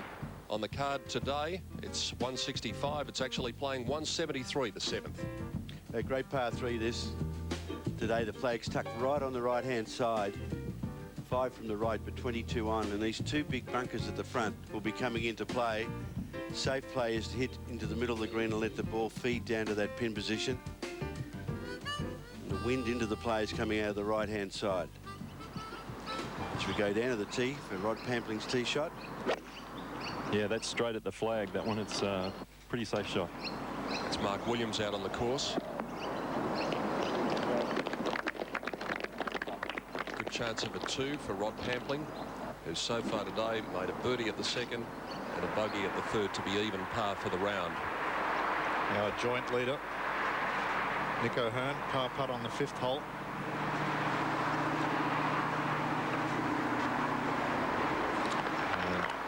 And he'll head to the tough par 4 6th, tied for the lead. We'll go to the 7th. Robert Allenby's tee shot. Wind coming out of the right-hand side, and he draws the ball. Oh, it's a tough pin to get close. This is all over it. This is looking fantastic. Yeah, go. What a great shot here. Took the risk on. Now he's got that chance for a birdie. That to go 5 under. We won't see too many closer than that. And if he does get it to 5 under, he will be within 3 shots of our joint leaders, Nick O'Hearn and Greg Turner. Turner coming off 2 successive bogeys. Craig Parry is 1 behind. Jeff Ogilvy right up there enjoying a very good day. We'll come back to Victoria Golf Club on the other side of this. Mills on 9. Long birdie putt. This would take him to outright 4th grades at 6 under if this one falls. Yeah, Greg had an opportunity to put a bit of a gap, more of a gap between himself and the rest of the field in his first few holes, but a slow start. Now the left-hander Nick O'Hearn tied for the lead. I don't believe any left-hander has ever won the PGA. It could be a first. We've got a couple of very good left-handers in Australia at the moment. Greg Chalmers, Richard Green. We often talk about the fact that lefties are becoming more predominant in the golf scene. Going back years ago, the old timers say there weren't too many lefties because there wasn't a lot of left-handed equipment. That's right, they changed them over to use the right-handed clubs. David Graham, for an example, was left-handed and became a right-hander.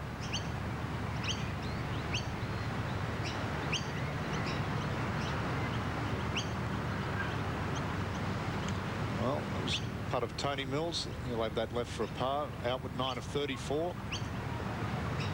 Only 3 shots behind. Now we're getting to the business end of the golf tournament. Across to 7, Rod Pampling for par. Great putt. You can see him walking. As soon as he hit it, he knew it was in. That's how true these greens are. Ian Todd, the course superintendent, has done a great job. 4 to 11, Jeff Ogilvy.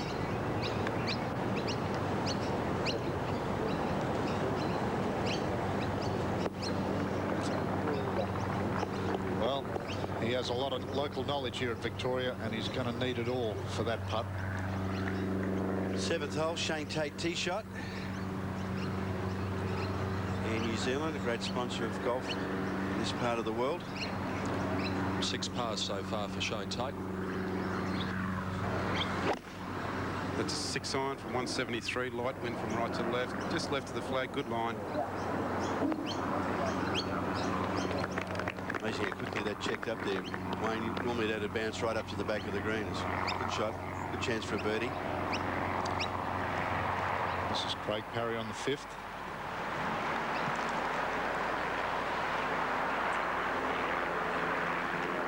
And we had a 3-way tie at the top of the board. Craig Parry, 8 under par. And now Greg Turner will have an opportunity to make his 3. Tony Christie tee shot, par 3 7th. That's a 6-iron also. That's just heading towards the middle of the green, just struggling to carry the bunker.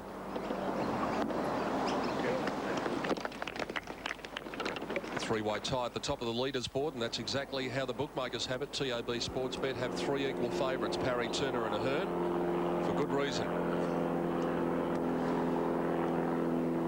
Tony Mills tidies up, makes his par at the 9th, and remains 5 under the card and within 3 of our 3 joint leaders. Here's one of them. Greg Turner, this for birdie. At the 5th. Wayne, in this sort of situation with the two, is there any eye contact after you hold a good putt? You sort of say, well, I've got mine, now it's over to you, mate. That was for par, remain 8 under. I don't think so, but they're very good friends. These two guys have known each other for years. They'll be enjoying the day at the same time trying to beat each other to death. We recorded that putt of Greg Turner's obviously just a few moments ago. Meantime, we head up to the par 3 7th. And Shane Tate, as we said, has started with pars on each of the first 6 holes. So it's Ahern, Parry and Turner, 8 under the card. And they are 3 shots clear of a gaggle of players, including Ogilvy, Partridge, Mills, Smale, and this man, Shane Tate. It's interesting, Brad Forrester's carrying the bag for Shane this week. Very close friend. It's a bird's eye view, isn't it? A worm's eye view.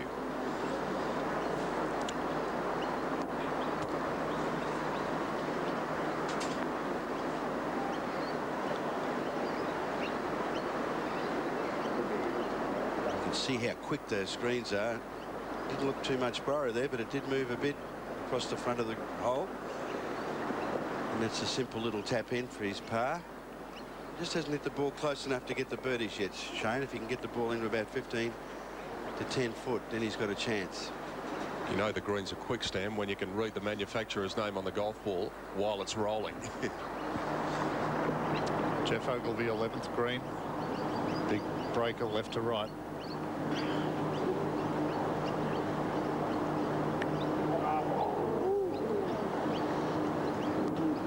There you can see the difficulty of this 11th green, and there's from someone that knows every inch of it. Go back to the 7th. Tony Christie, this for birdie.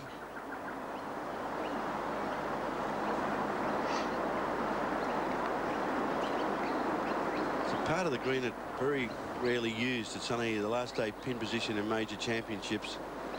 You see it's so close to the bunker there.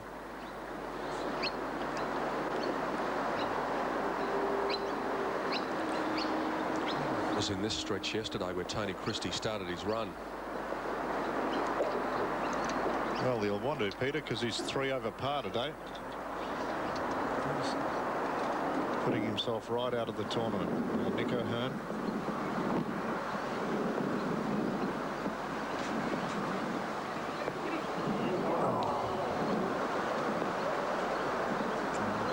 That 6th green. We haven't seen much of that this week, but shouldn't have too many problems making his par there, Nick O'Hearn, to remain in a 3-way tie for the lead. And the latest fluctuations coming through. Craig Parry now the favourite with TAB Sportsbet at $2.50, $2.70 Nick O'Hearn and Greg Turner. And they have a 3-shot buffer over all of those players at 5 under. Those at 4 under include Peter Fowler. At the round of the day is 65. Michael Long's 1 under for the day. Nathan Gatehouse is in the clubhouse after shooting a 4 under par 68. Matthew King is on the way to duplicating that figure with 2 holes yet to play. And John Sendon shot a 3 under par 69. Rejoin us on the other side of this break for more from Victoria Golf Club in Melbourne. Nick O'Hearn at the 7th, par 3, tee shot. 173 metre 5 iron, and that started left side. This is going to be one heck of a putt.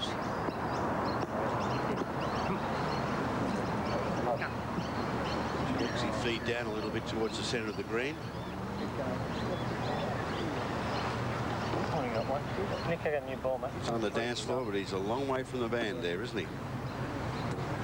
it's not a bad play there on 7. Nice and safe. Now Greg Turner, 2nd shot, 6th hole, uphill par 4. It's a 6 iron from 171, starting just left of the pin and drifting back under it. Could be good. There we go. First sign we've seen from Greg Turner this morning of a good golf shot. He might be finding his swing again. Ed Partridge at the 11th. We've seen this putt before. He's going to hit it way left. Right in the middle. Well, he's going to rue yesterday, isn't he, Stan? After not feeling too well on the golf course. If we go back to the 6th again, Craig Parry. It's a 9 iron from 123 straight down, went towards the left centre of the green, fading back. Good shot, but very fast downhill putt. We just saw Nick O'Hearn miss one from there. Speaking of Nick O'Hearn, here he is, and we're going to run right through the field now. 66 players. Bring you up to date with your favourite player score. F, of course, indicating that they are sitting in the clubhouse at that figure. Mike Clayton, 1 hole to play. Man who had a big hand in the designing of some of the features of this golf course, which have been changed over recent years. That putt by Brett Partridge, of course, means that he is now outright 4th at 6 under the card, just 2 shots behind our 3 leaders. There's one of them, Nick O'Hearn from Western Australia, also the Kiwi, Greg Turner.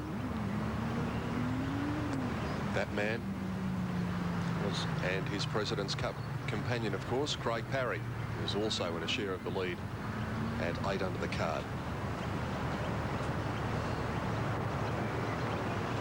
This is a birdie putt for Nick O'Hearn at the 7th.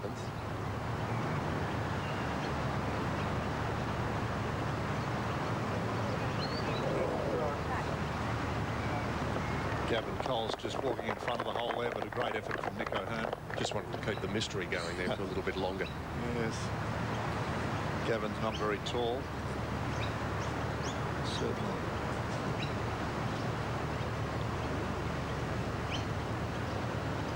They remain 8 under, Nick O'Hearn. A lot of people are talking about the fact that we've had amateur winners over the past couple of weeks with Aaron Baddeley and Brett Rumford. And that won't happen this week because there are no amateurs in the field, Ian Stanley. It's the PGA Championship, Professional Golfers Association. As we go to Craig Parry. This is like putting on glass. This green slopes from back to front. He's past the hole.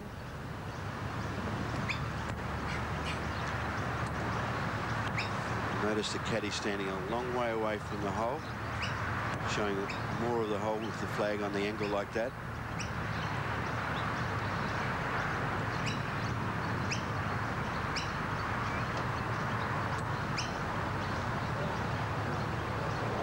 Watch this just sneak on by. Probably the fastest green on the course because of its slope.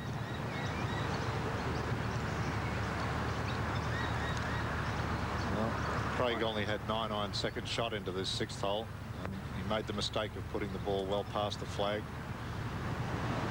Jeff Ogilvy, this is the 12th hole. We've seen players a lot of trouble with this hole this week.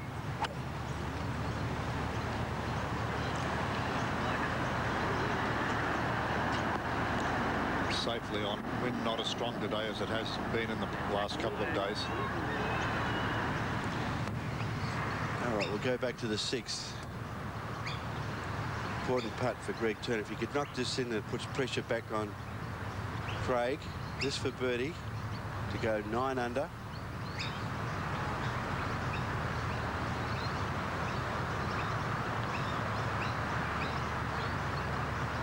And this guy putt. Magnificent putt.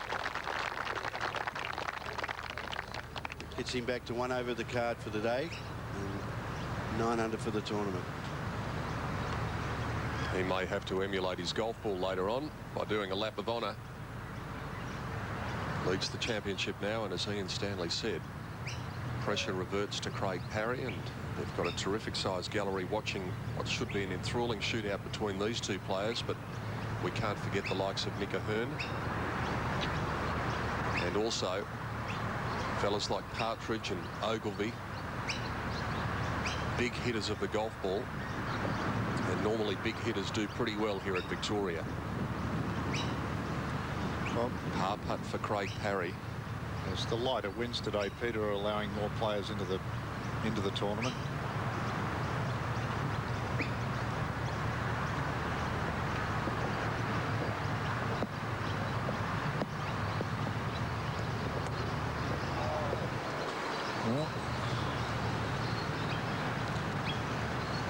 The old 2-shot swing. Yeah, after a birdie on the 5th hole, poor 3-putt bogey for Craig Parry on the 6th. And what he just gained on the last hole, he's lost there.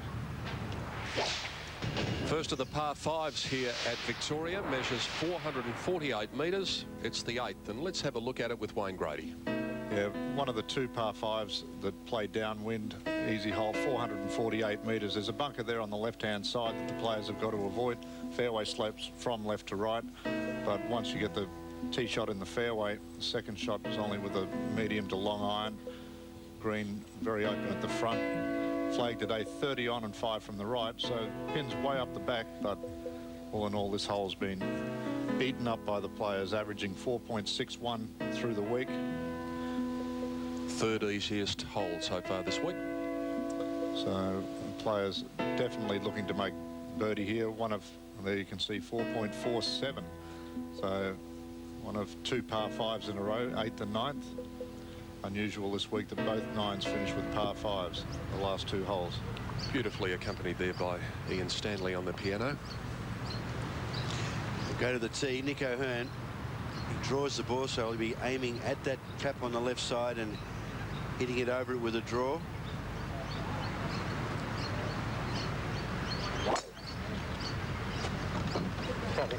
It's going down the right side, back to the centre, looks perfect.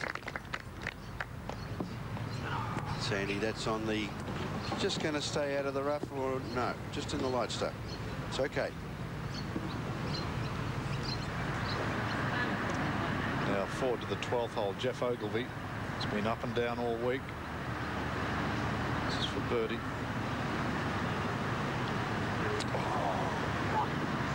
We've seen him make a lot of birdies, but also a lot of bogeys.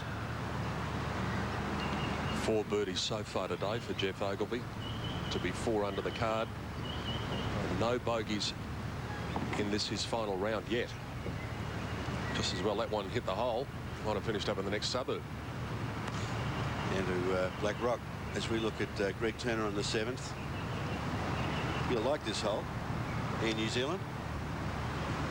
Say it properly. Mark Williams has been giving us lessons in New Zealand.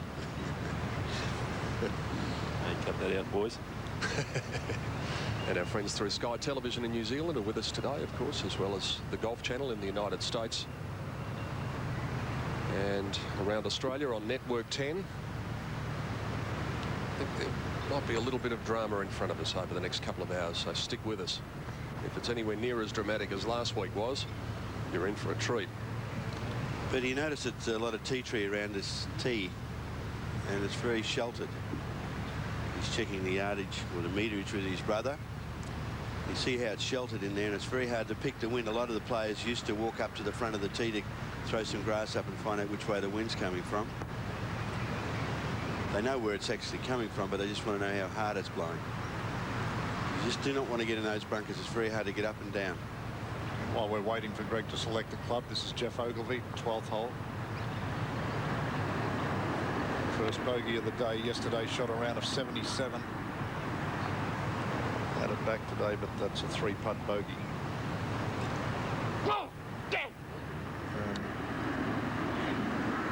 Greg Turner at the 7th, par 3.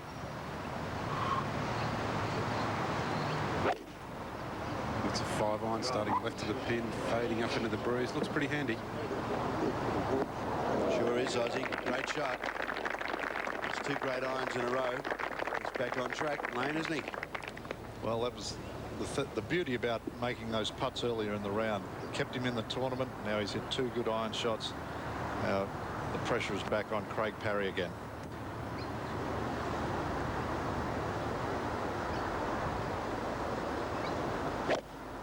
It's a 4-iron for Craig, starting at the centre of the green, fading it back. It'll still be left of the pin, though.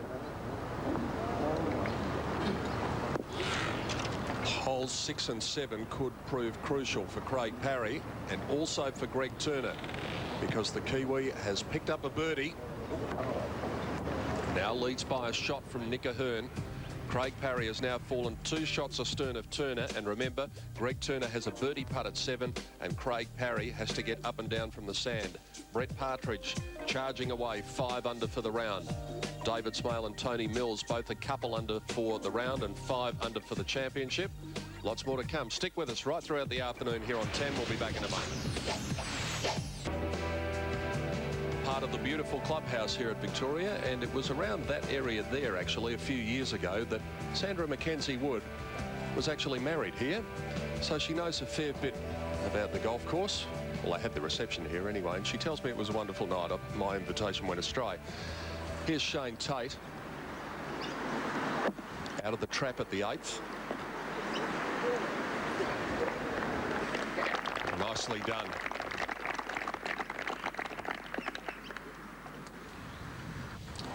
The second shot of Brett Partridge at the 12th.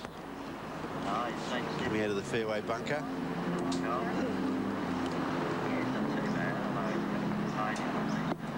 Great shot there onto the green. It'll just hold.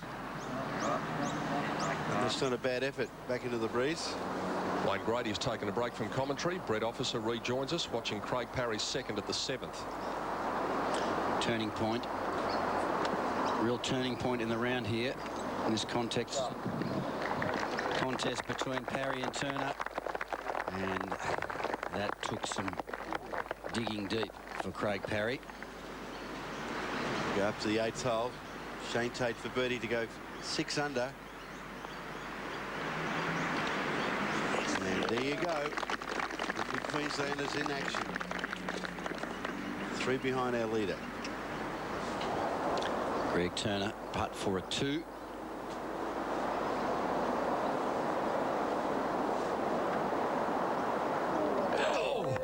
Well, it stopped. I had a look in, said, no, it's not too far down.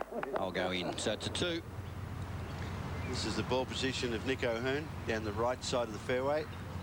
And that's the shot he's got left. The flag today is tucked up the back, 30 metres on, 5 from the right. A lot of the players hit for the middle of the green and let it feed down to the hole. One thing, you just do not want to go over the back. Little draw shot for Nick.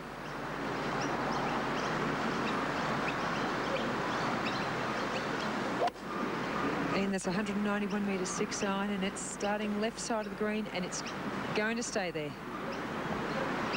Just on the front edge there, he's got a long shot up that green. As I said, over 30 metres to the flag. Parry for par at 7. So after the 2-shot swing at the last hole where he bogeyed and Turner birdied again. So his bogey keeps him within 3. At the 12th, Brett Partridge from the back of the green for birdie, down the slope.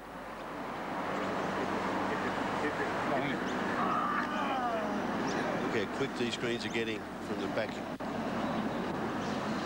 Just wonder if destiny might be a little bit with this man. Remember his birdie putt at the 6th, did a lap of honour before going in, and then last roll fell in at the 7th. So off 2 birdies, Greg Turner, tee shot at 8. Started up the left side, just drifting back on the breeze. And it's a difficult tee shot for Greg too, because he has lost several shots to the right this week. If he has a weakness off the tee, that's it. And he'll be very happy to find the short cut, or the first cut of rough there. Partridge makes his par.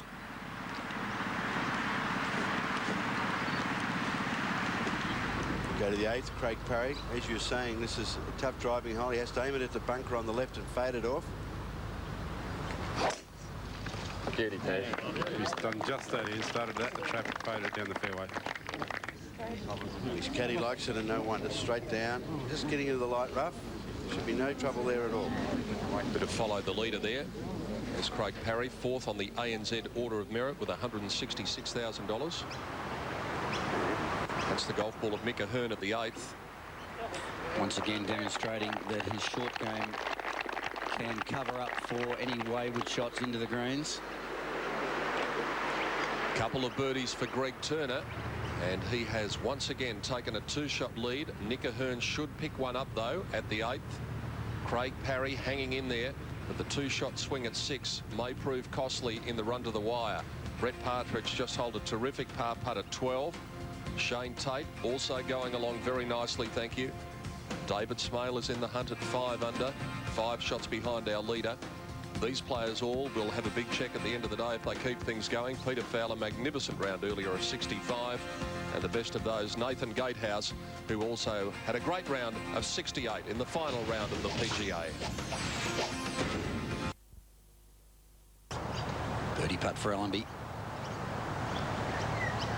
And keeps his hopes alive, barely.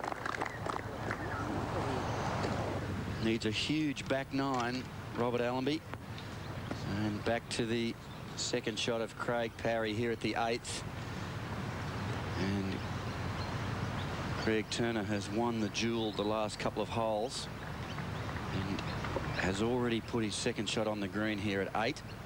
Craig Parry must do likewise.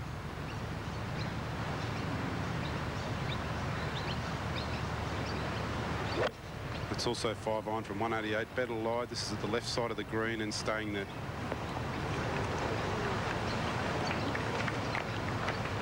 Oh, it's not going to stop.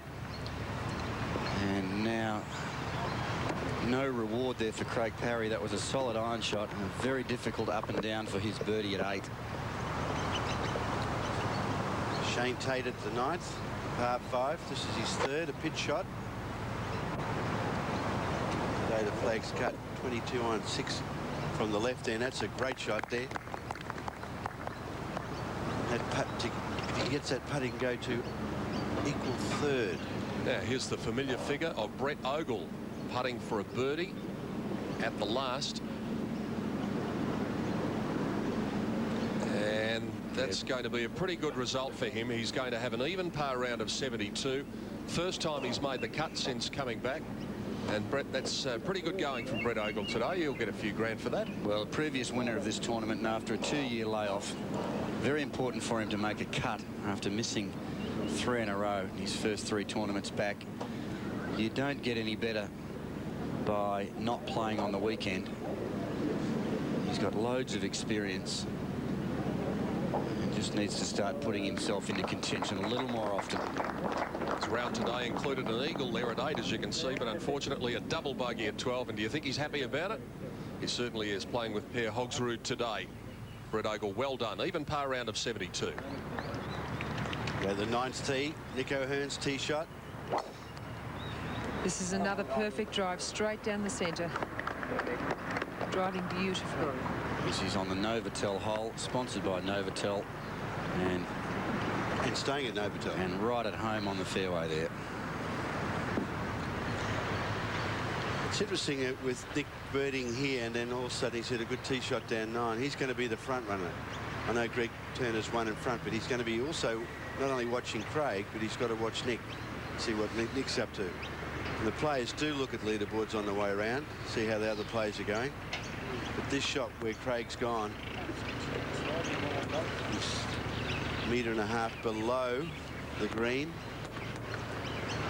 But look at it, he's undoing the gallery rope, so he's going to have to pitch and run this. Can't actually pitch onto the green. Not much green to work with there.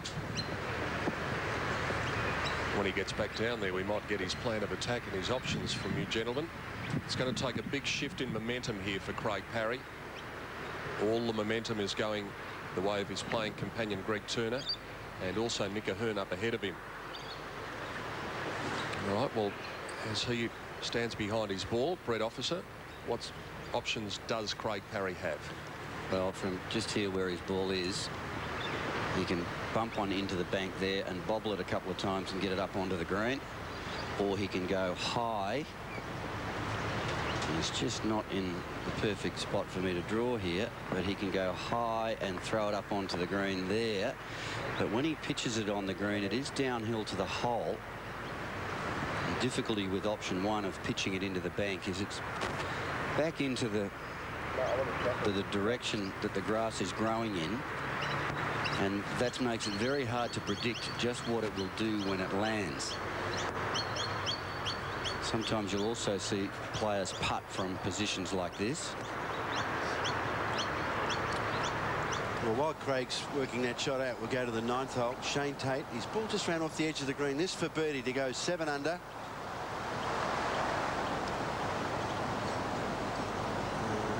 A little bit past.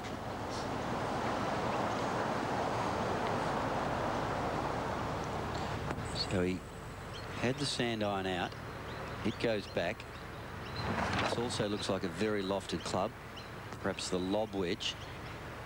I still think he'll land it short of the green to check it up before it gets onto the putting surface.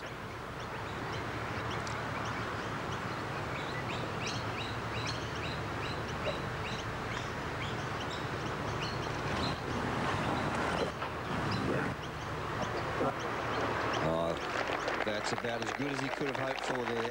Beautifully played. 2 bounces in the fringe before it got onto the green. Up at 9, Shane Tate for his par.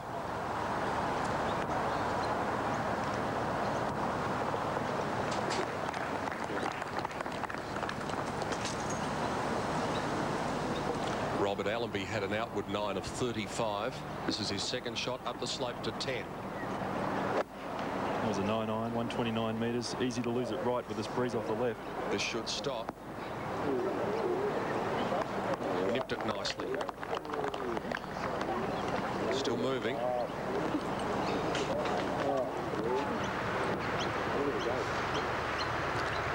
Now, Greg Turner's been watching his playing partner Craig Parry go through all the problems at the back of the green. He's just gone birdie at 6, birdie at 7. Now this for eagle at 8 to extend his lead by 3.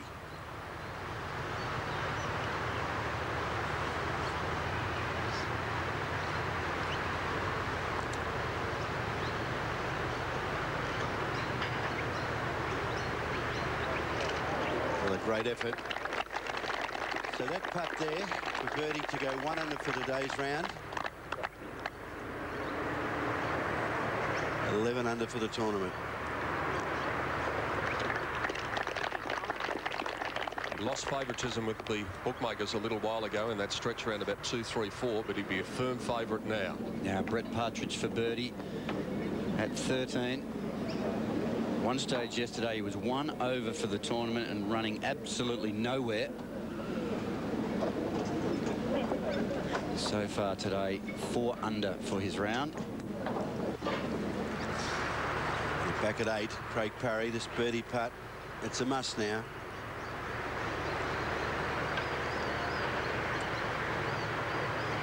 Just hasn't hit the ball in the right position the last 3 holes with his irons. He's played the par 5s in 7 under this weekend.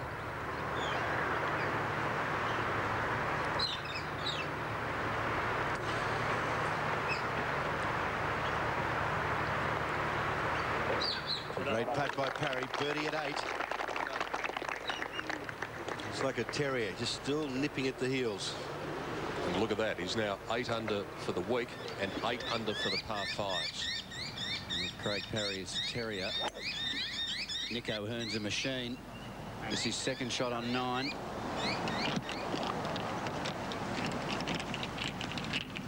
And he doesn't want to go in that trap because that gives him a very awkward long bunker shot.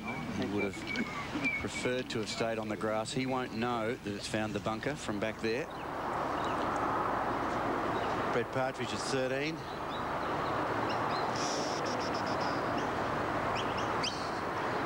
Now this will be dropping a shot. This will dropping back to 5 under. Here's our leader, Greg Turner on the 9th tee. That's a good strike up the right-hand side. Might just stay in the fairway.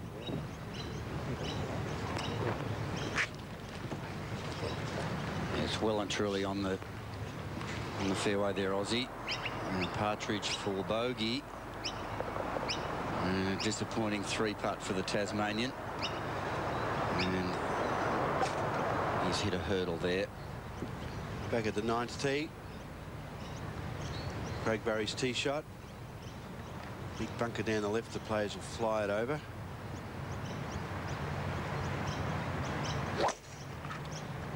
Winds off the right to left, and that's down the same line as Turner's, but a lot longer. That's a big shot from Craig. So the Kiwi, Greg Turner, Ian, is approaching the turn with a handy lead. It's 2 shots at present from Nick O'Hearn. Craig Parry, the man in white there, is 3 shots shy of his playing companion. Turner and Parry marching down this 535-metre par 5 ninth here at Victoria Golf Club. Wherever you're watching the action, we hope you're enjoying it, and we'll be back with lots more after this. Network 10, and here is the ball positioning on this long par 5 ninth of our leader, Greg Turner, the blue dot, having driven 231 metres. Craig Parry has driven it about 30 metres or so longer. That's what faces Turner. He'll come up over the brow of the hill. Maybe, just maybe, get on the green in 2. Ozzie Moore is down there watching the action as Greg Turner prepares to play his second shot. Peter, he's got 307 metres. He's got 3 metal out.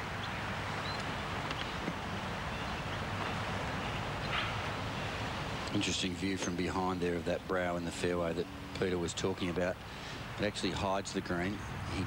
He can't see any of the bunkering. He'll know the line to the green. There's a camera tower there directly behind the green. It's a good strike high down the right-hand side, drawing back. Should pick up the right-hand side of the fairway. It does, Aussie. Kicked back beautifully. And that's a terrific angle into this flag here today, which is cut back left, only 6 metres from the left edge of the green. Looking for his first birdie of the week at the par 5 ninth. We'll go to the 10th hole. Robert Allenby, this putt for birdie. His ball did spin right back off the green. And he's got 2 metres to go there. At the moment, Robert Allenby is 5 under the card. Now Craig Parry, 277, be stretching his 3-wood to the maximum to get to the front of the green.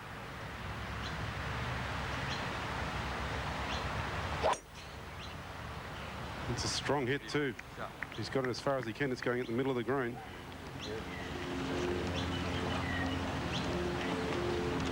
And unlike Nick O'Hearn a few minutes ago, keeping it on the green grass. So he'll have a very good opportunity there to pitch close. Naturally enough, this is recorded from just a couple of moments ago. Nick O'Hearn playing his 3rd to 9.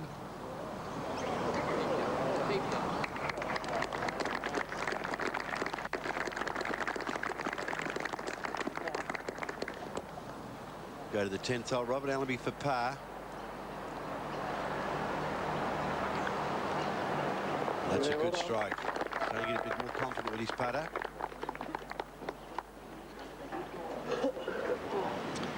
So Nick O'Hearn, this for birdie at 9.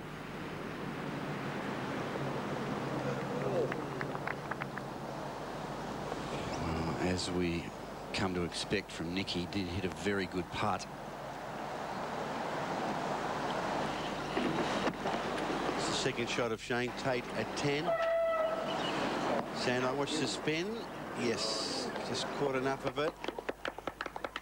Another metre and that would have run right down the back of the green. Still got a chance for birdie.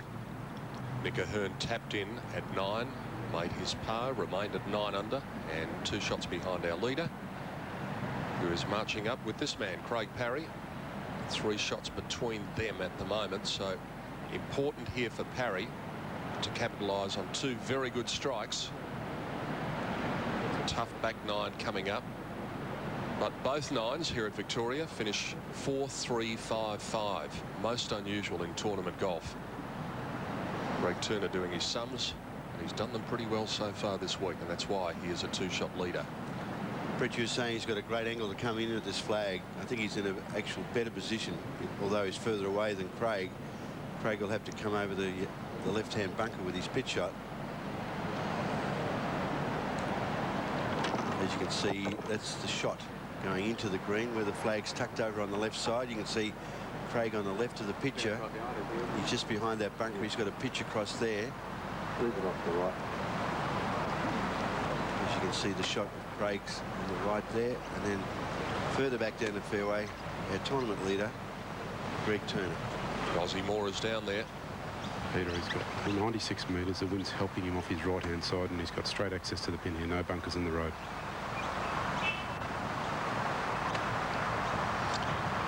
And it's the second time already on this hole he's backed away, backed off his second shot.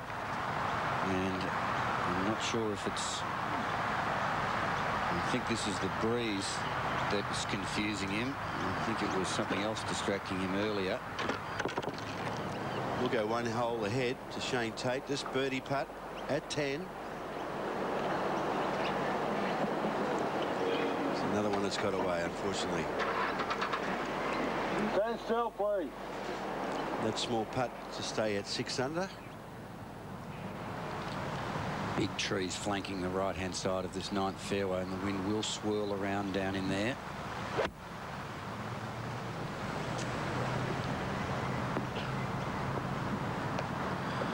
And it's actually a pretty poor result from where he was. He really has pulled that quite a long way left. Shane Tate just cleaning up at the 10th for his par. Outright 4th place at 6 under the card, with only Greg Turner, Nick O'Hearn, and this man Craig Parry ahead of him. Takes every care, doesn't he? Meticulous in his preparation. Well, he's walking all the way up to the flag here. 1, to get a feel for the distance, but 2, it also puts a couple of thoughts into your mind about how the ball will react on the green. You can feel through your feet the firmness of the green and where you should be pitching your ball. As Allenby plays his second in the 11th. Great looking shot, lots of spin on this one. He continues to hit marvellous iron shots. If he can convert that for a birdie, he's still in the hunt. 1 hole back, Nick O'Hearn at the Sweps, the 10th hole. It's going right down the left-hand side, and that's going to be perfect again in the middle of the fairway. You could almost play a tape with him, Sandy, couldn't you? It's just the same every time. Pete, he is just playing so well, I can't tell you. So Craig Parry has had the opportunity several times already on this first 9, especially on the first 3 or 4 holes. to pick up a stroke on Greg Turner, the leader. He wasn't able to do so. Now Turner has hit, for his standards, a pretty average shot in here, making birdie relatively unlikely. So he knows that if he can hit this stiff, he will start to apply some pressure back to Greg Turner, and he needs to force Turner into a couple of mistakes if he can.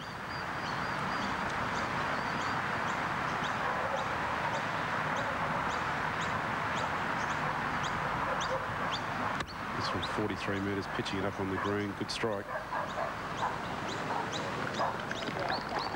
Well, it's not stone dead, but certainly very makeable for Craig.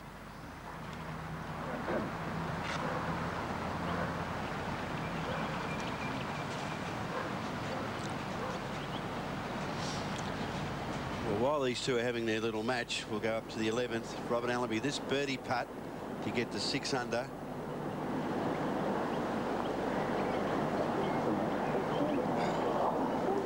Look how quick that is down there.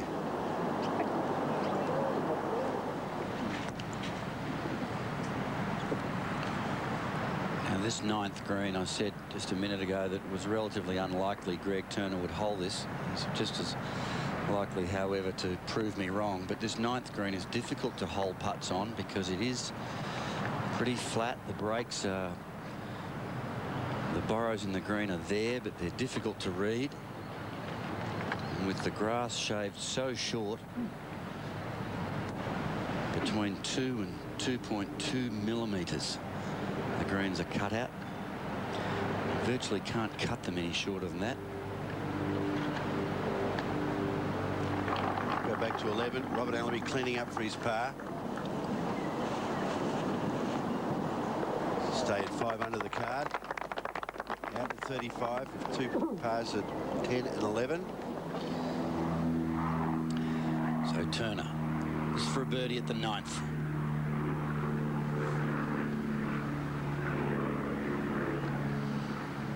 Well, we described the difficulty in reading the green, and he's made a poor fist of that. I said yesterday that he very rarely hits 2 bad shots in a row, but I think he might have qualified here at the 9th. The putt we're about to see from Craig Parry could be critical in the outcome of this golf tournament. This could take him to 9 under. Greg Turner with a little bit of work still to do here at the 9th. He knows what a big moment it is. There's what it all means at the moment. Turner, 11 under the card, leads by 2 from Nick Ahern, who's a hole ahead. So Turner and Parry will be going head to head all the way through to the clubhouse. Well, Peter, he would have learned something from Greg's putt coming the other way. He knows it's now inside left edge.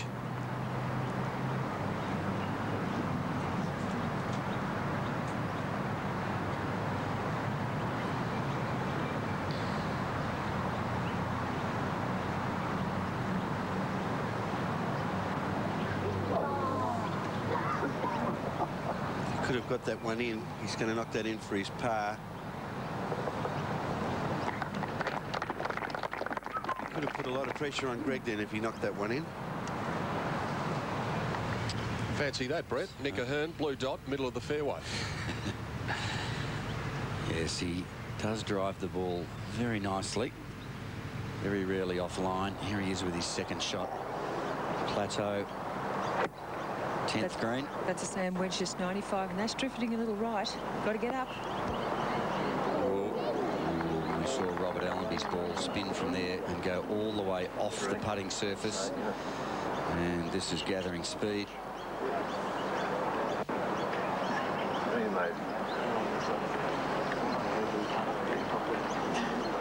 Back at the 9th, Greg Turner for par. Just to keep a 2-shot lead over Nick Ahern.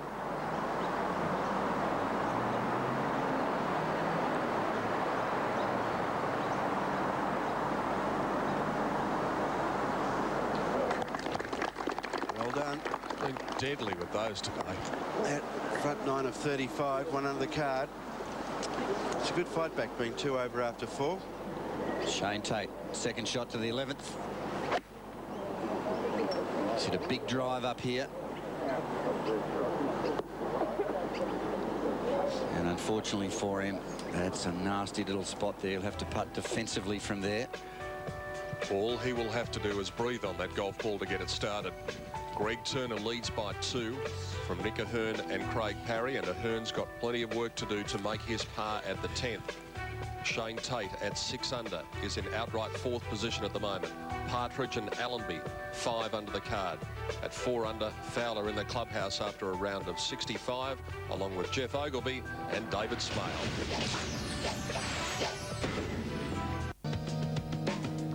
Not too much luck for Nick Ahern with the spin of the golf ball at the 10th. Outside chance of a birdie, but he'll take a 2-putt from here coming up the slope, and just about everyone we've seen so far today has been short, but that's only about a metre short. He's got a chance of salvaging his par. Shane Tate downhill left to right at the 11th.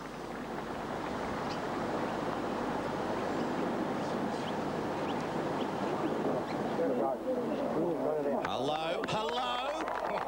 What a putt. 7 under. That was almost impossible. Brilliant effort from Tate as we go back to O'Hearn. This to tidy up for his par.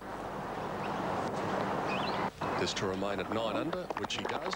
And we're rejoined by the man who has his name twice on the Joe Kirkwood Cup, Wayne Grady. And we're going to put you to work straight away, Grades, because we're going to go for a trip over the top of the 348-metre par 4 10th. Yeah, not the longest hole in the world, but very good hole. Dogleg left, downhill.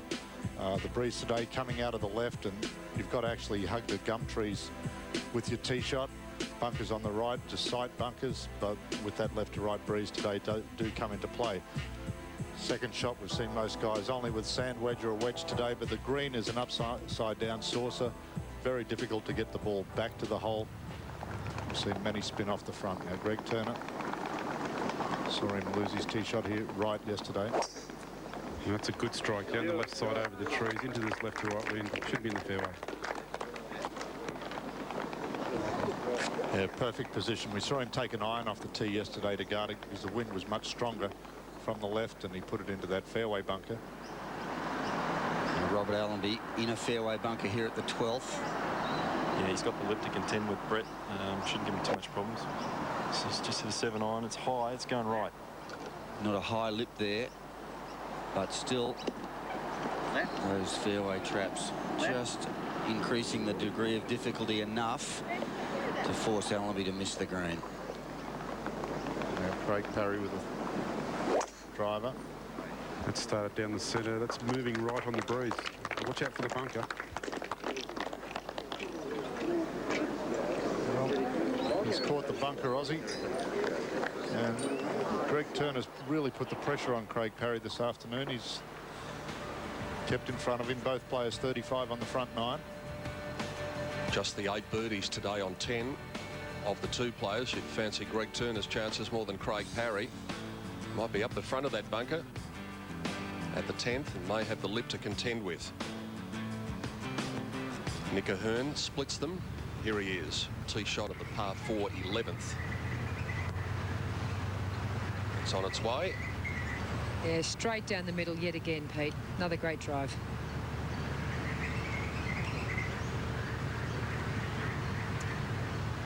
Mr. Consistency, Nick Ahern. A great angle there of the lip that Craig Parry must avoid.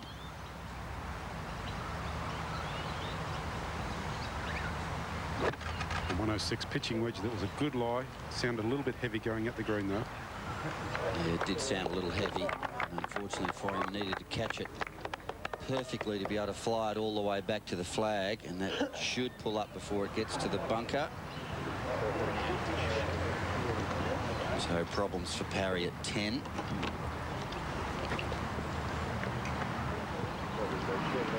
th hole, Brett Partridge. The Holden victory will be his if he can knock it in.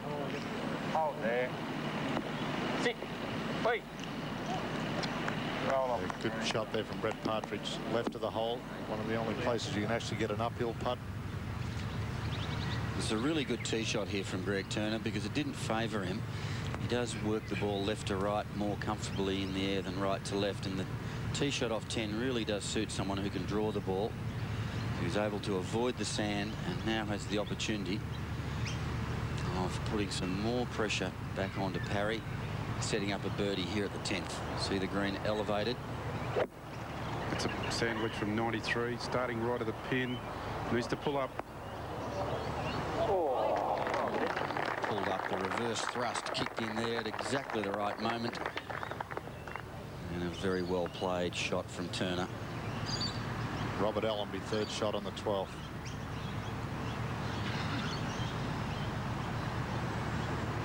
Oh, dear. Well, something you won't see too many times. The fringes are cut so tight. That's always a possibility. Now from the center of the fairway. Again, as everyone has said, Nick O'Hearn, second shot to the 11th, uphill. Into whatever breeze there is. It's quite a strong breeze blowing into him. It's 140 metres out. He's going with 6 on. That's going a little bit right. It's going to stay out there.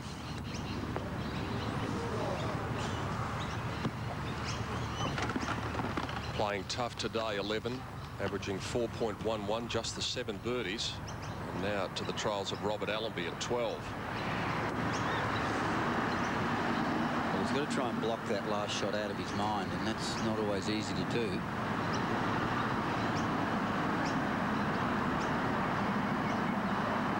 Chances of actually playing a brilliant shot after playing a terrible one. Oh, no, don't tell me. Oh, can you believe that? Oh, second serve. There you go. You must have been watching what Peter Senior did earlier in the bunker that we saw at the start of our telecast. It's like hitting a shank and then having a hole in one for your next shot. Oh.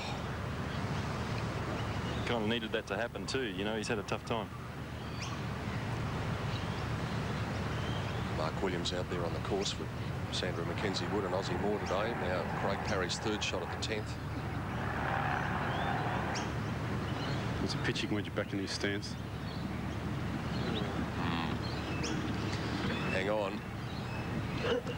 And a chink in Craig's armour. Everything he's tried to do today, Greg Turner's counted. But Partridge now on the 16th, par 3.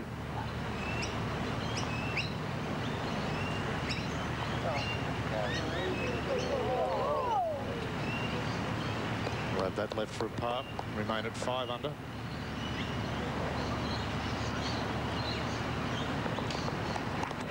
Well, this is something that you don't see too often, someone chunking a shot and then coming up with this. Magnificent recovery, Brett. Well, he's hit the day's worst shot and then 1 minute later followed it up with one of the best.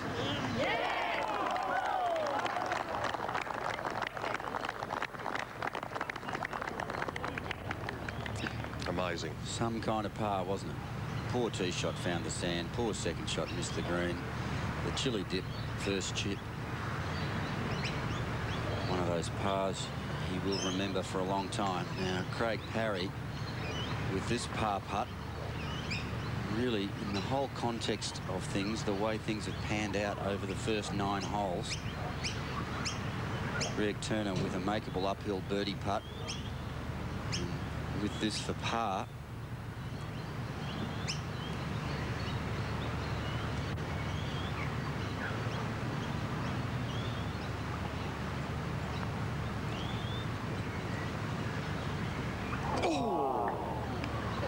If there was such a thing as a must-make putt, that was it.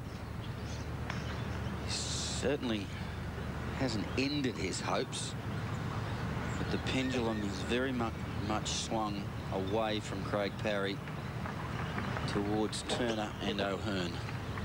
Yes, Parry's going to be 4 back of Greg Turner at least. And remember, the Kiwi's got a realistic birdie opportunity here after a fine approach into the 10th. Shows you the importance of those putts on the first few holes. Made a long par putt on the second.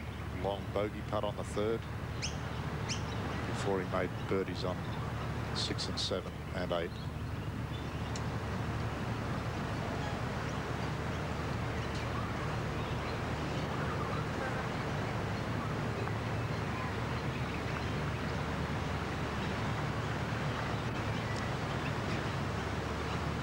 Bit baffled by the read, but he is human. He can't make them all. We'll need that now to stay at 11 under par. As we saw before, Nick O'Hearn up ahead 1 hole on the 11th, put his second shot into the right-hand bunker.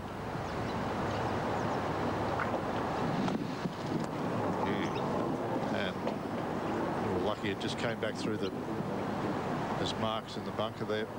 Saw Peter Senior earlier in the highlight today, the ball sticking under the lip of the bunker with a similar shot. So, with Craig Parry dropping a shot here and Nick O'Hearn almost certain to drop a shot on 11. Greg's lead again could almost be, or could be 3.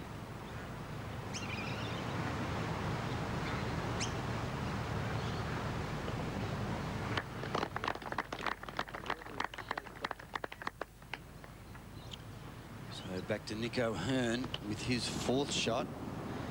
See just where he's aiming here. His stance is opened up, club face opened up. And that's a pretty good effort, really.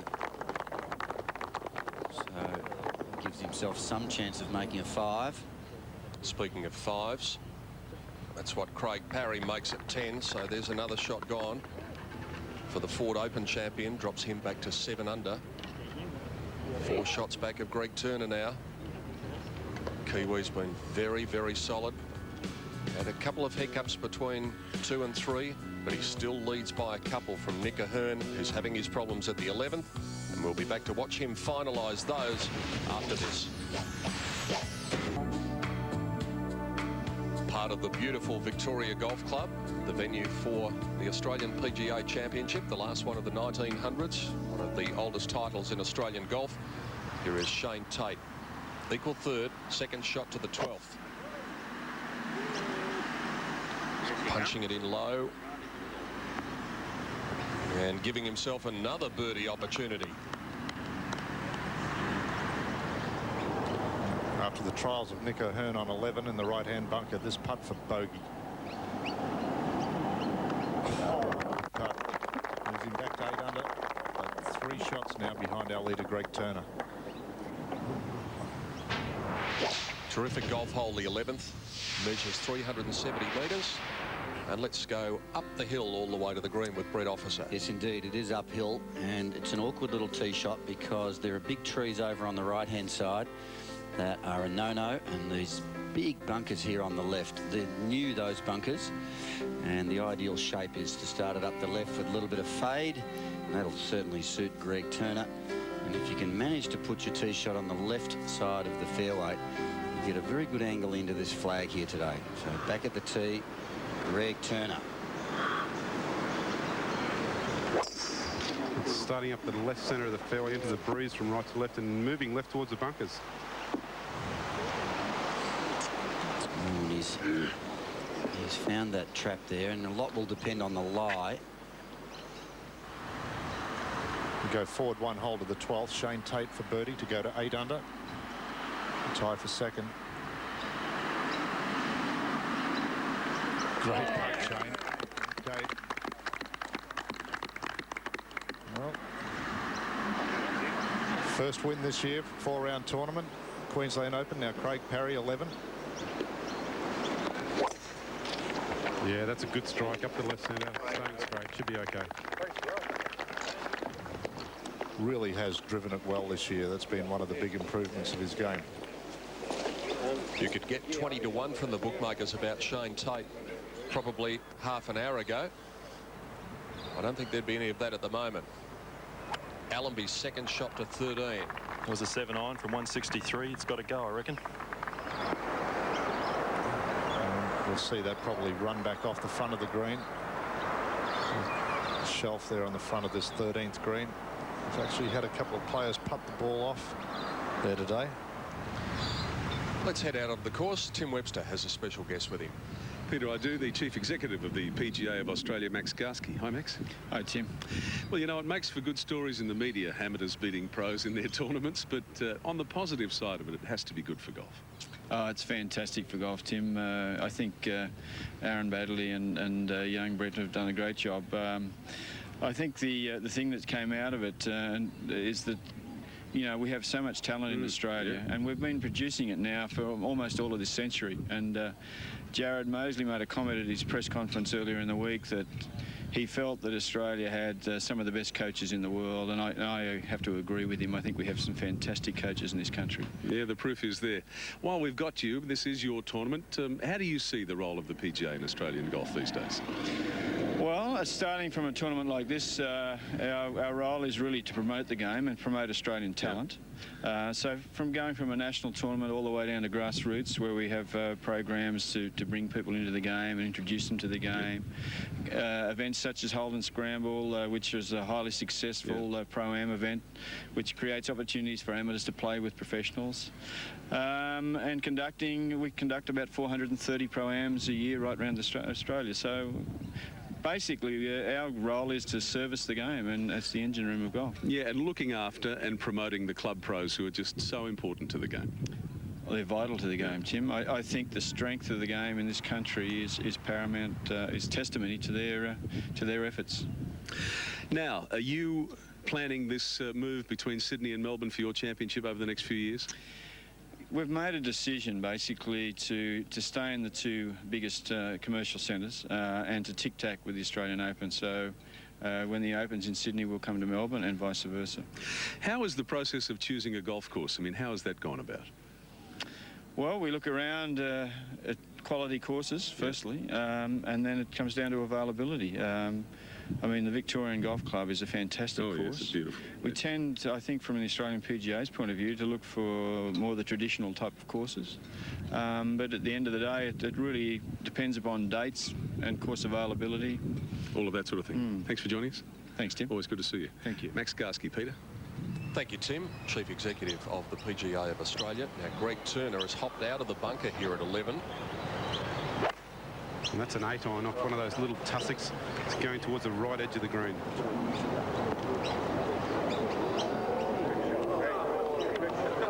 Just missed another bunker. It's hard up against the edge of the rough there as we go to Rod Pampling. Geez, thump one down here.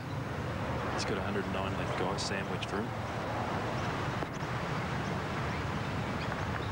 Look out. Excellent shot from Pampling. Took on the hole, smashed his driver down there, made the most of it, tap-in birdie.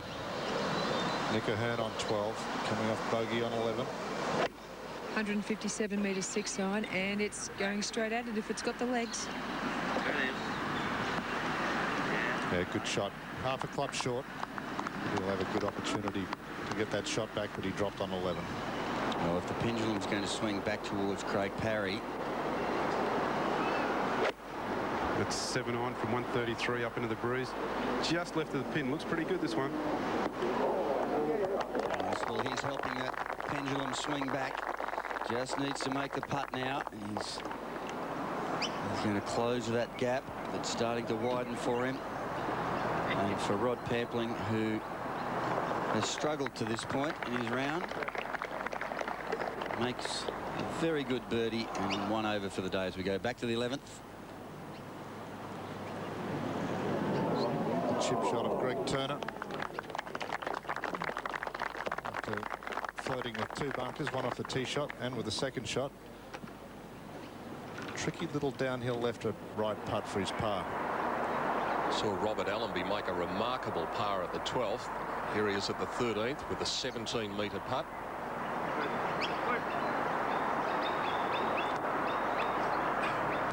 Still 2.5 or 3 remaining, coming back, and that'll be slick as we go back live to the 11th green.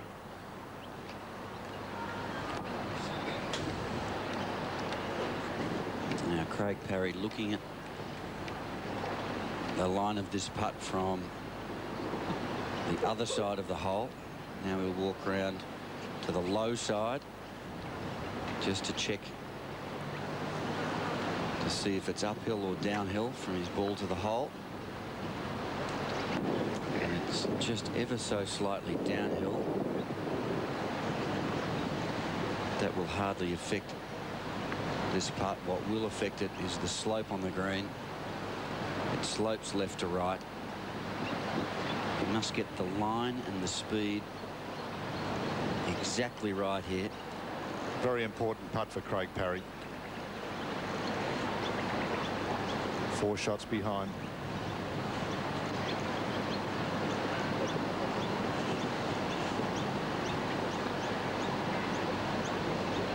Beautifully done.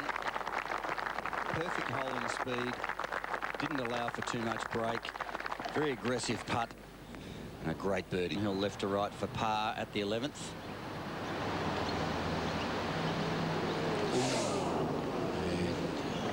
I think he allowed a little too much break. I think he might even have pulled it a tad. He tried hard to go in. And it's a drop stroke for Greg Turner. So the old 2-shot swing, this time in favour of Parry. Nick Ahern tapped in for his par at 12.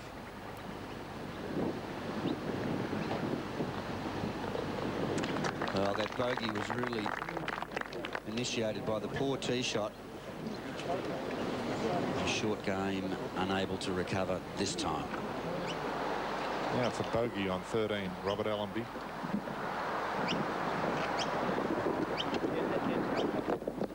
And a very disappointing bogey 5. Well, just when it looked as though Greg Turner was really starting to take a grip on this championship, Craig Parry has stepped up and answered the challenge, and he's now one of 3 players just 2 shots behind, the others being Nick Ahern and Shane Tate, and they've got a good gap over Brett Partridge, who's about to complete his round, needs a par at the last for a round of 68. We'll be back for more of the drama at Victoria Golf Club after this break.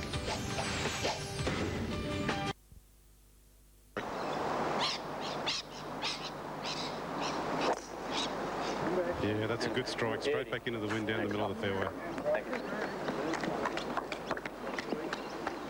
A perfect tee shot. Craig may have gone away for a little while with a bogey on 10, but he's full of bulldog. This is Jeff Ogilvy. Yes, this is Jeff Ogilvy. This for a birdie.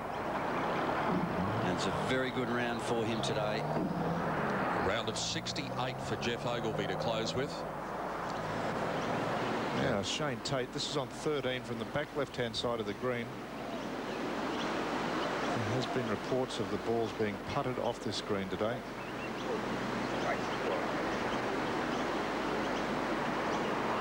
You can see there, just no chance of stopping that.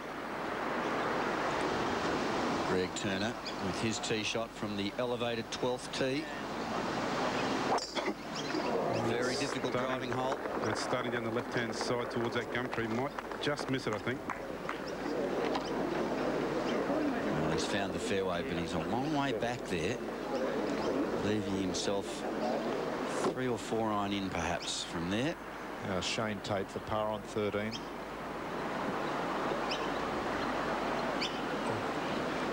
It's a costly miss. He's finding himself in the hunt for the most important tournament or finish of his life so far.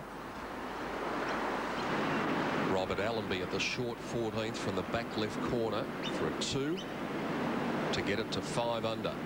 Very quick. Very good. Tie for 5th now for the Melburnian. Back to 12. There's the ball positioning there of the final twosome on the golf course. And Greg Turner has 176. No trees on his line to the flag. The green here is down below fairway level. Greg Turner would normally fly a 4-iron about 175, 180. Downhill cross breeze. That could be the club, perhaps even 5.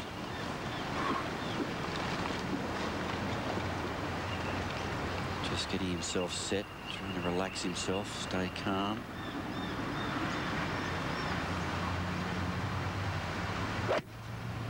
Was in fact 4, starting at the pin, drifting right on the breeze, and will miss the green right. Oh, no, it won't. Gee. Oh, an A-grade bounce for Greg Turner. Just at the right time. Now, 13th hole, Nick O'Hearn. 189 metre 4 iron, and that looks pretty good to the front of the green. Well, he's hit some good shots into this 13th hole. That one a little bit hot, go over the back of the green. Will it roll back down onto the surface?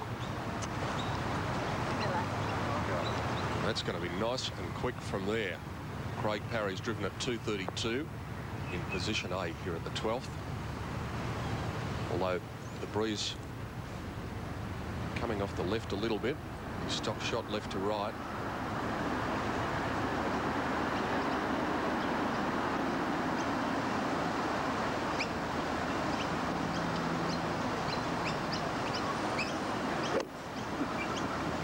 It's a 6 iron. It's hanging out to the right also. We'll pick up the edge of the green. Well, it's a conservative play. Couldn't afford to miss it left. Greg Turner might have just got a little bit of a break. He may have dodged a bullet there at 12. We'll be back to see what happens with him in a moment. He leads by a couple from Ahern and Parry. Shane Tate coming off a bogey at 13, but he won't be the last one to make a bogey there. Jeff Ogilvy, terrific round today, shooting 68 to finish the championship at 5 under. Local knowledge proved a factor on the last day. Robert Allenby's got plenty of local knowledge too, and he's in line for a big check also at 5 under. Wonderful round earlier from Peter Fowler, 65, 7 under the card. Mark Hensby also going along very nicely at 3 under, along with the Kiwi David Smale. Rod Pampling and Tony Christie also at 3 under, a Queenslander and a New Zealander. Matthew King and Nathan Gatehouse sitting safely in the clubhouse. And Tony Mills is also heading for a good check in this 99 PGA Championship. A birdie here. Long putt across the green.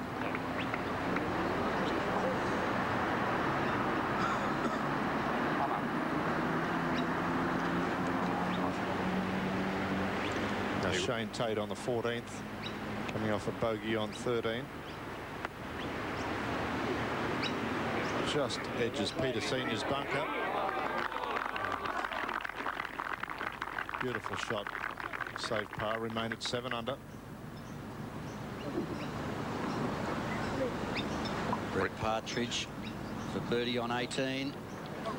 Does it have the legs? Quarter of a roll short. Very frustrating, but a great comeback. That's a round of 68 today for Brett Partridge. Well done. Not much happening over the closing holes. Finishing 4-3-5-5. Now 12th hole, Craig Parry.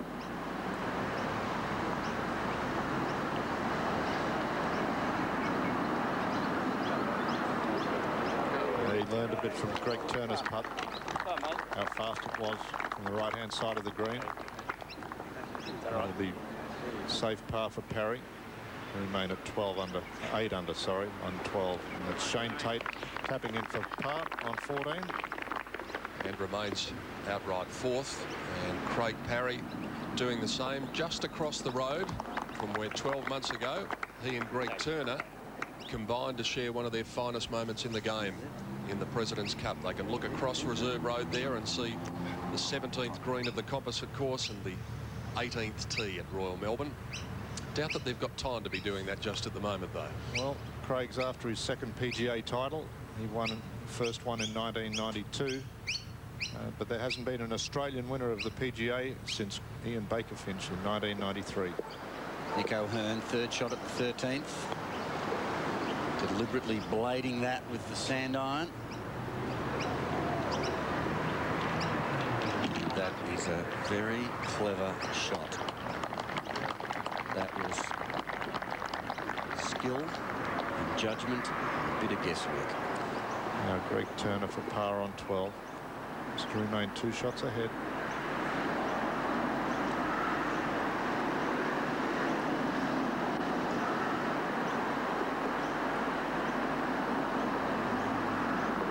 good save. How many more putts he has left in him, I don't know, but he's certainly made it look easy. Nick O'Hearn for a 4 at the 13th. Just dive to the right, halfway to the hole. Wasn't a bad stroke. Now 15th, short par 4, downhill, second shot, Robert Allenby.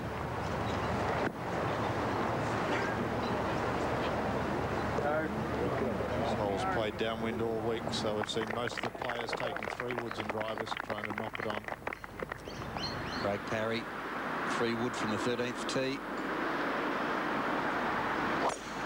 Wind helping off the right-hand side. That's a good strike right down the left centre with a little fade. There's fairway traps down the right to be avoided at all costs.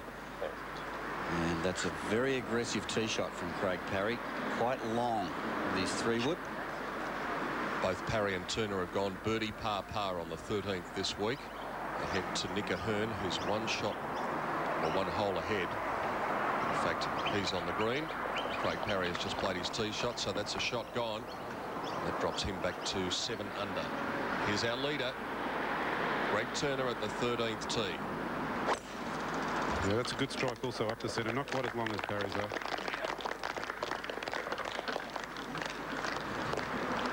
Two fine tee shots from the men in contention for this title. Brett Partridge had a few good tee shots today. Wasn't feeling that well yesterday, but he'll be feeling better after a 68 today, and here he is with Tim Webster. Peter, he is feeling a little bit better, but a bit disappointed as well. That putt on 18 was costly. Yeah, I did look at the leaderboard coming down there, and I thought if I can manage to get this in, I'll sneak past a few and maybe make a few extra dollars. So I was a little bit disappointed, but happy with the day overall. Yeah, 68's great, but left a couple out there. Oh, I think you always do. It doesn't matter when you play, you're always going to leave a few out there. So, but it's getting better. Like, my game's improving and I'm getting more consistent. Yesterday I felt crook, but I don't like to use excuses, so yeah. It was disappointing, but that's the way she goes. Clubhouse leader, but perhaps not for long. No, I don't think so. There's a few boys out there with a really good chance. It should be interesting, those last few holes. Well played. Thank you, Tim. Brett Partridge, Pete. Thank you, Tim. Back to Robert Allenby. This is for birdie at the 15th. He's been either hot or cold with a putter today. Well, fortunately this time, cold Mark Williams. If Craig Parry or Greg Turner had putted for Robert over the last 3 or 4 weeks, he may very well have won a couple of tournaments. Now Shane Tate back on the tee on 15. The ANZ Homelands hole. Oh, see how early he came out of that. That means it's going right. No, well, right side of the fairway, so. Yeah, okay. All in all, not a bad position. The flag's on the left-hand side of this green. There's the blue dot for Turner, the red dot for Parry on 13. And Greg Turner will play first. Have an opportunity to apply a little bit of pressure to Craig Parry. This 13th green is such a difficult green to play into. Slightly hanging lie for your second. It's 6 iron from 166, heading to the left centre of the green and staying there.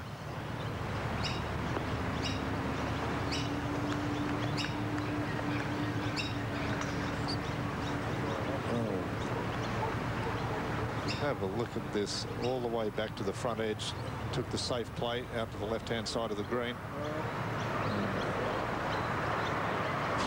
Thank goodness for the rain last night. That's all I can say. That's going to be some putt for Greg Turner.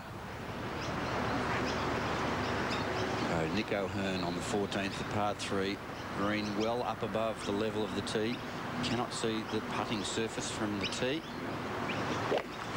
That's an 8 iron, 151. He's going left side a little bit. Catch the green. Disappointing after the bogey on 13. Now, ball position there of Craig Parry's. 3 wood he's got. He hits it quite a long way, almost as long as his driver. As we go down to the fairway. Second shot, perfect pin position for Craig.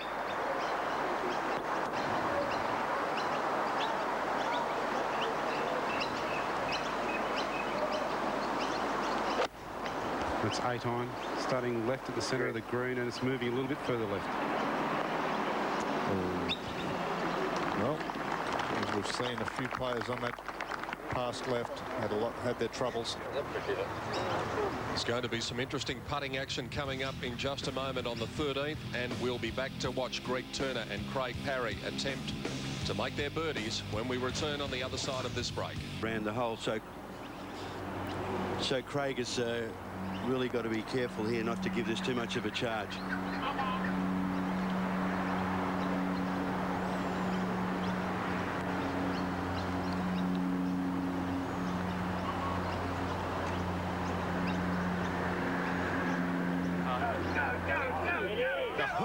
What a great effort. That gets Craig Parry into second spot. 9 under the card. Now the gap is 1. Go ahead to the 14th, Nick O'Hearn.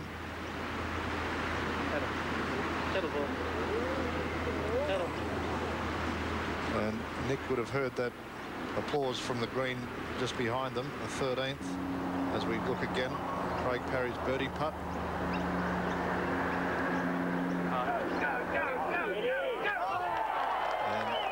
And he's glad the hole got in the way. That was going to be all of 2 metres past. Now Shane Tate on 15 for birdie.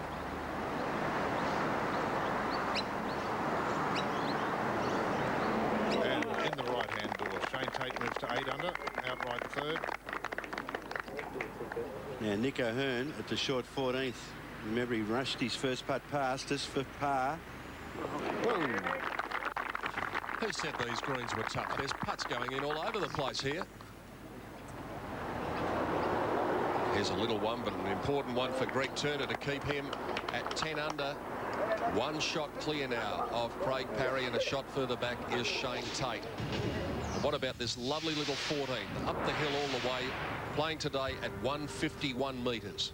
Sheltered tee going up to a very high part of the course. This is the highest part of the course where the wind really affects it.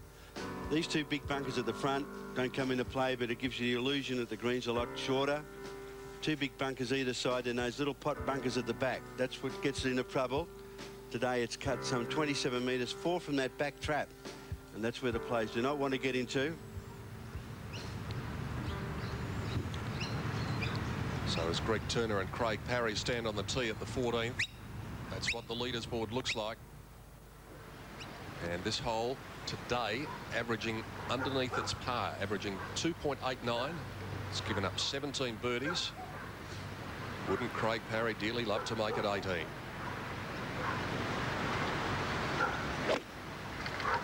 It's a 7 iron, starting left of the pin, just fading back. Looks pretty good in the air.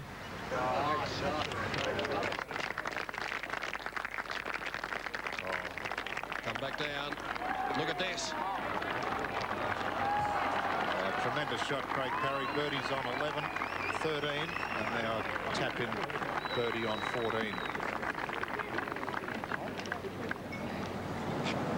David Smale's second shot to the par 5 18th. Pin today back left.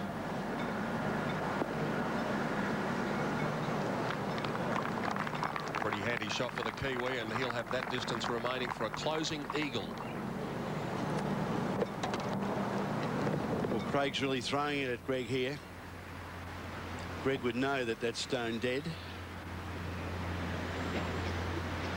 He's got to be careful not to get too aggressive, because that back trap does come into play.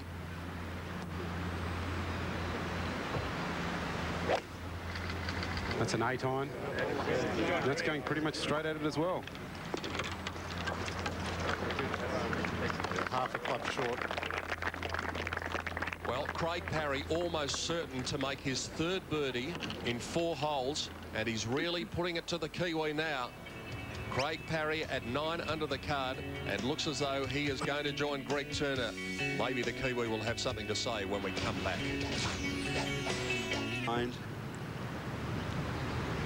It's just like putting on glass. Just got to get the ball rolling. This for par.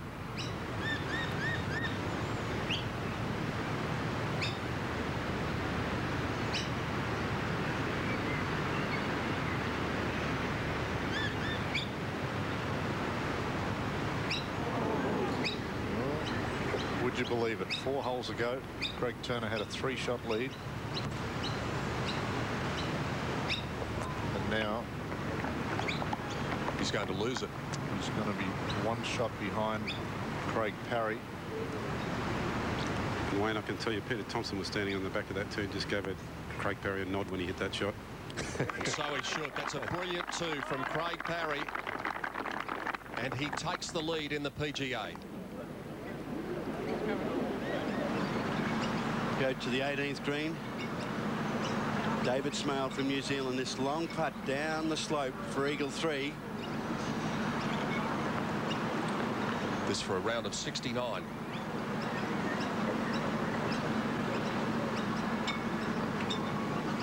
It's not a bad effort from there. It's very fast.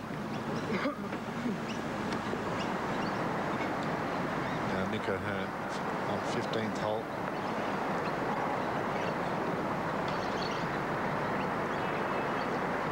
How quickly the fortunes change in golf.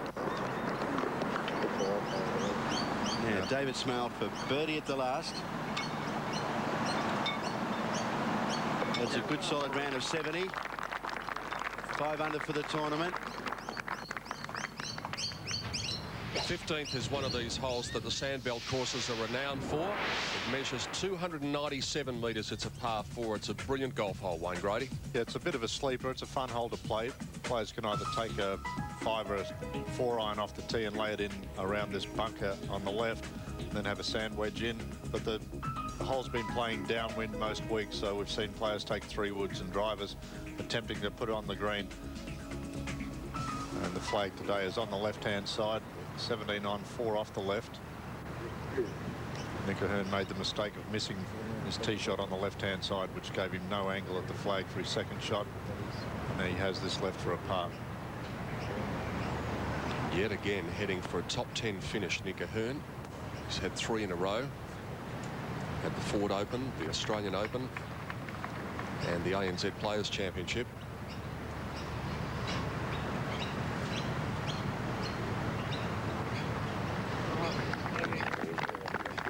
Safely in for his 4, 7 under par.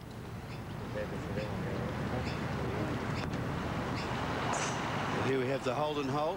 That beautiful car up for a hole-in-one. Shane Tate, 16.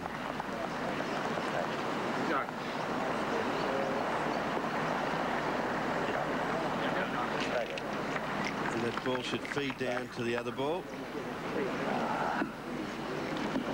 Now, advantage Craig Parry, 15th tee, 3 wood.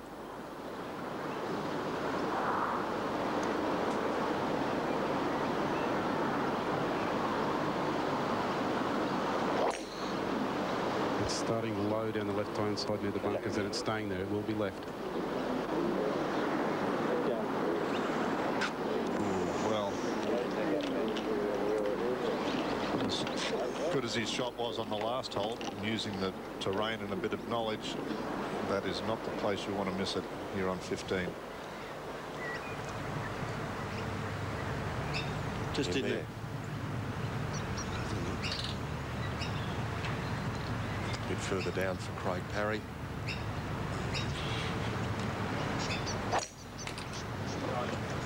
Greg Turner's tee shot. That's a great line. That it's a little kick left. It could go on the green.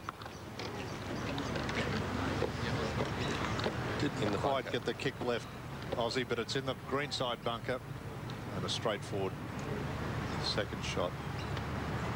Plenty of green to work with. Advantage Greg Turner here at 15. Ahead 1 to Shane Tate at the 16th. This putt for a 2.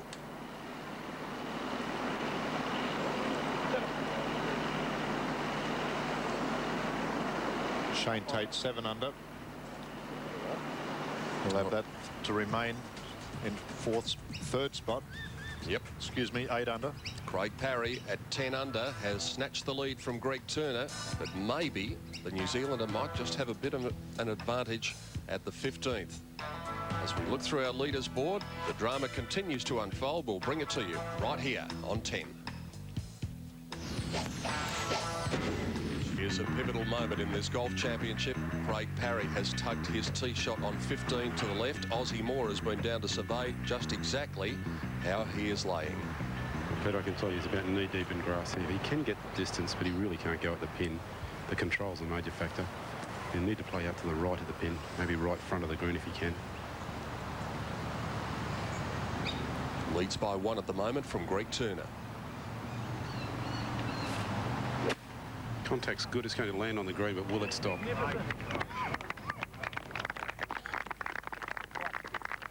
Well, that's a very good result from where Craig Parry was, just slipping over the back of the green.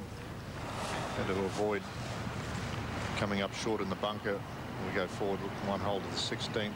Shane Tate.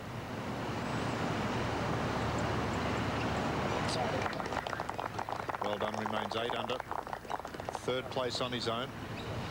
He's got 2 par 5s to come, remember. We'll go to the 18th, our English visitor, Anthony Wall. 2nd shot to 18, the par 5. Going with a long iron. Measures 461 metres. And what a marvellous shot this is.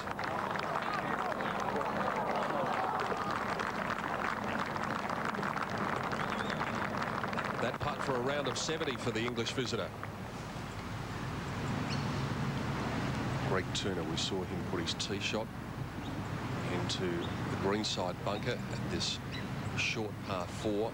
Plenty of green to work with. Good shot. I would have thought it was Craig's 3rd shot first.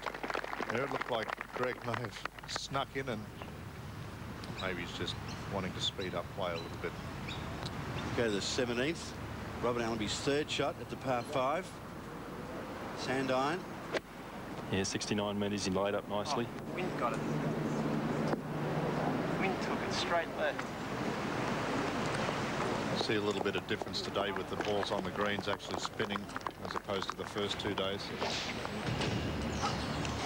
Should mention that in the event of a playoff, which is perhaps becoming more and more likely, we will be staying with the golf right until its conclusion, as we did last week. There might be some more drama to come between here and the clubhouse. Well, both these men on this green know the importance of this title. Neither of them need the money that goes with it, although they won't give it back. But Craig Parry, already a 1-time winner of the PGA Championship.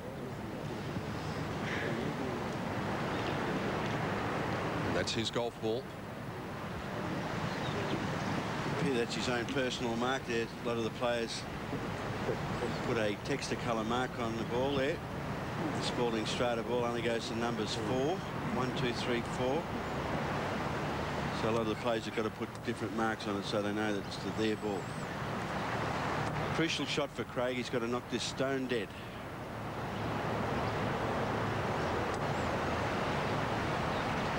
He's played that with an 8 iron to run it.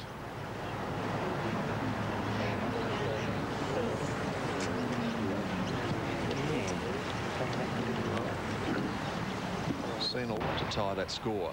We saw the 2-shot swing on the last hole, and we might yet see another one here. Just 12 months ago, as we said, they were brothers in arms, fighting off the Americans in the President's Cup. And this afternoon at Victoria, they go head-to-head for the title. Shane Tate hanging in there. Just 2 shots out of the lead at the moment.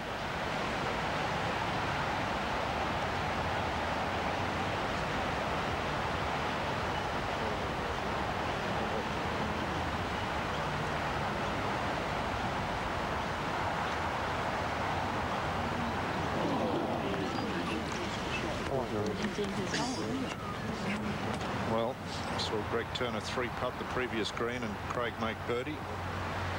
Now we have a chance to see almost the same result, except reversed. Nico Hearn 2nd shot at the 16th, the par 3. Just hanging in there nicely at 7 under in 4th spot.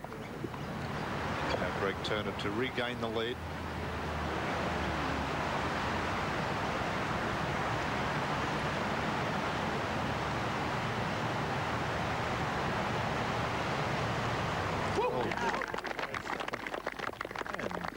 Here we go again. Well, it's difficult. Greg's been in front all but one hole for the entire tournament as Nick O'Hearn is for par on 16. Good save, good putt. Greg's been in front for the entire tournament except for one hole, so it's for bogey for Craig.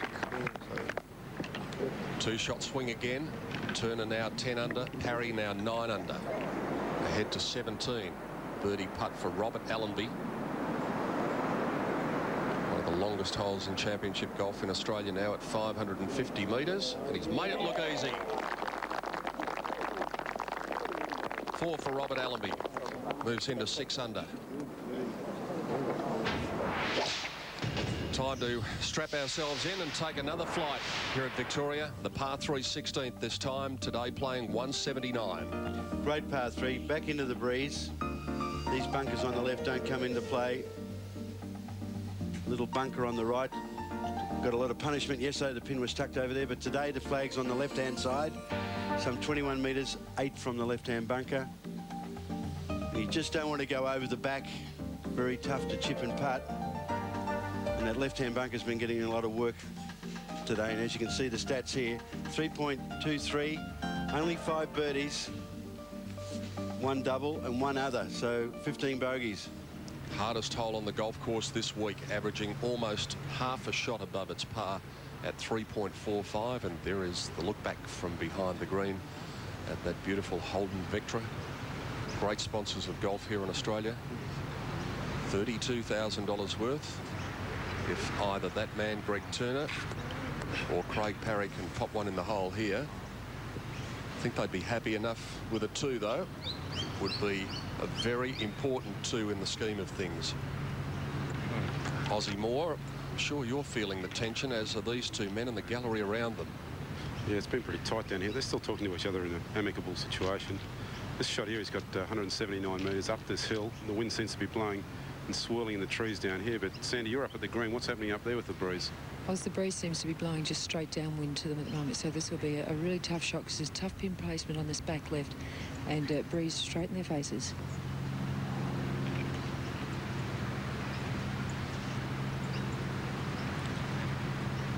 Wayne, it was a very quick comeback after 3-putting the par 3 14 and coming back with a birdie at 15. Greg's not going to give this one away, is he? No, he's a tremendous front runner. So he'll fight back, or has fought back. Very important tee shot. Leader by 1. That's 3 iron starting up the right side, drawing towards the pin. Looks good, but it's going to need some legs.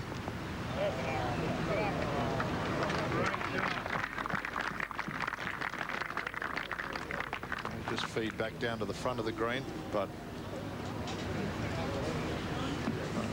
still on the green. So Craig Parry 1 shot behind Greg. Knows he has to make something happen himself. Close to 20 metres remaining there for Greg Turner as we head up to the 18th after that magnificent approach by the Englishman Anthony Wall, and he makes an eagle to close his round. Terrific closing round of 70, and he finishes 6 under the card as we go back to 16 tee. Craig Parry's tee shot.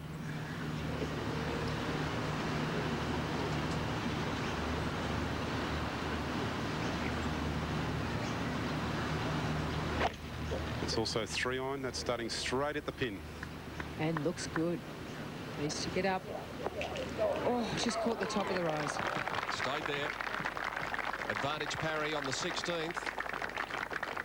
He trails by 1 at the moment. We saw a dramatic finish at Royal Queensland last week, and we're seeing another one here at Victoria today. Greg Turner leads by a shot from Craig Parry. Shane Tate, with 2 par 5s coming, is in outright 3rd place at 8 under the card.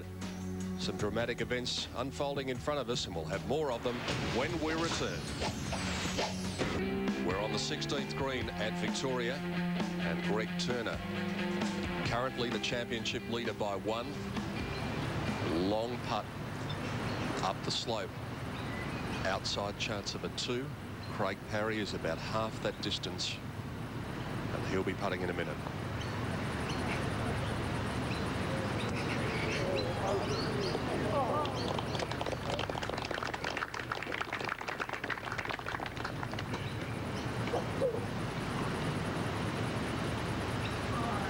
go forward to the 17th green. Shane Tate.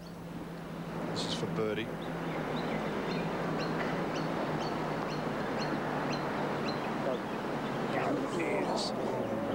That would have been very handy to make the short par 5 18th. He remains 2 shots behind our leader Greg Turner. Well, up at 18, Robert Allenby playing the par 5, 461 metres, his second shot. It's a 184 metre 6 iron, just looking pretty good.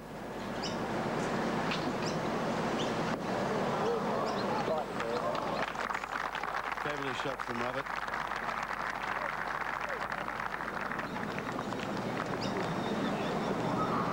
It's tied at the moment with Anthony Wall at 6 under, who's the leader in the clubhouse. Now back to Craig Parry on 16 green. This is for birdie to join Greg Turner at 10 under. We've seen enough ebbs and flows over the last hour. Maybe another one here.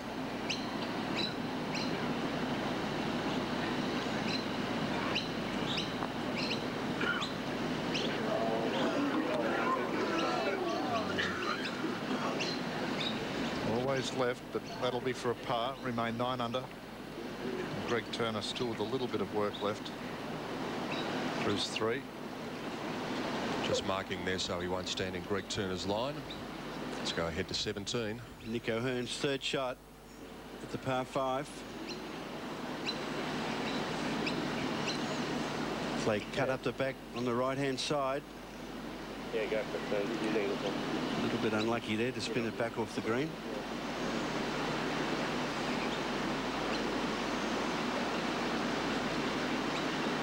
Our tournament leader Greg Turner. His long putting this week has been exceptional. He's just left himself with a little bit of work to do.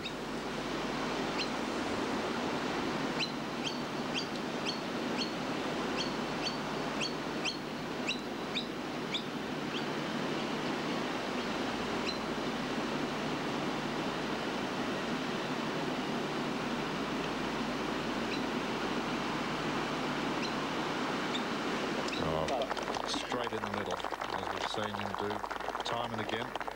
Takes a 1-shot lead to the par 5 17th. A little sigh of relief.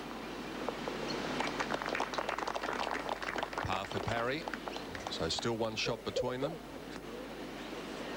We jump ahead to the 18th now, and we saw a terrific second shot in from Robert Allenby. And he has an uphill putt for an eagle at the last.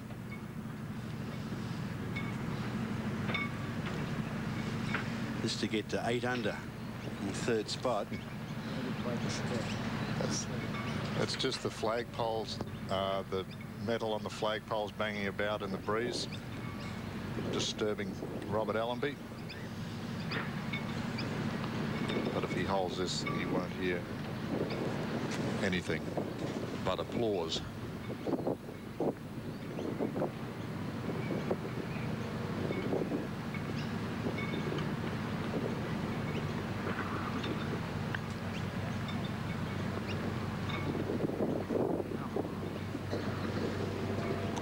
Okay, he's got that left for a birdie to finish 7 under and to be leader in the clubhouse.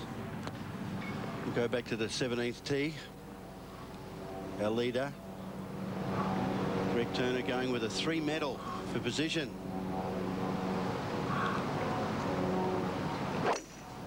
The wind's right to left, and that one's starting down the right centre.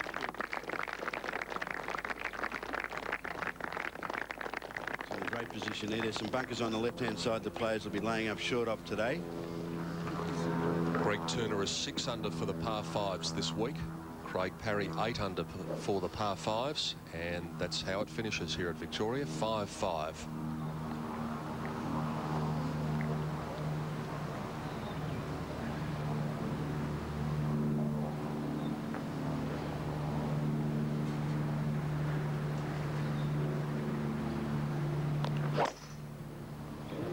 That one's starting up the left-hand side, heading towards the bunkers. A better settle. Well, it's going to keep coming, Aussie. Straight in the bunker. Unusual miss to the left-hand side of the fairway for Craig Parry with the driver. We'll go to 18. Robert Allenby for birdie. Just to go to 7 under. Good putt that'll jump him into fourth spot. Very consistent round. 70, 71, 71, 69. Tied for fourth with Nick Ahern at 7 under the card. And speaking of the West Australian lefty, he's got a birdie opportunity here at the par 5. Need to be content with a par. So a birdie at the last to break that tie with Allenby. Yet another top 10 finish, as we mentioned. Well, there's plenty of drama going on here at Victoria, and we're going to have a look at this 550-metre par 5 17th. Well, 550 metres, longest hole. Players try and favour the left-hand side, those two bunkers there. Fairway slopes from left to right, but if you get it on the right-hand side, it's very difficult second shot for a layup. Second shots into the area about 70, 80 metres short. Today the flag's 19 on, 5 from the right, and we've seen lots of balls spinning back off the green. Greg Turner perfectly in the fairway. Craig Parry, left-hand bunkers off the tee, averaging 5.05, no eagles, and only 10 birdies. Instead, Greg Turner is 6 under this week on the par 5s. Craig Parry 8 under. One of his rare misses with the driver so far this week. Good galleries today, especially with our last pairing, and why not? As we've mentioned several times before, these two men were compatriots in the team that beat the United States in the President's Cup just across the road at Royal Melbourne 12 months ago. Now they're locked in battle, and it is advantage Greg Turner here at the 17th. And just bringing you up to date, Turner by 1 from Parry and 1 to Shane Tate outright third. Turner's driven at 225. Parry's longer, but he's in the bunker. Well, this is a shot that Greg's got. Still there behind As we go up the fairway, this bunker won't come into play, but these two up on the left-hand side, he'll try and get in around about here, so he'll have a full sand on into the green.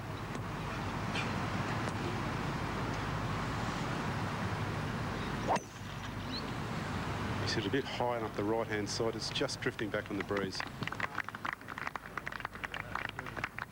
Yeah, perfect position down the right-hand side.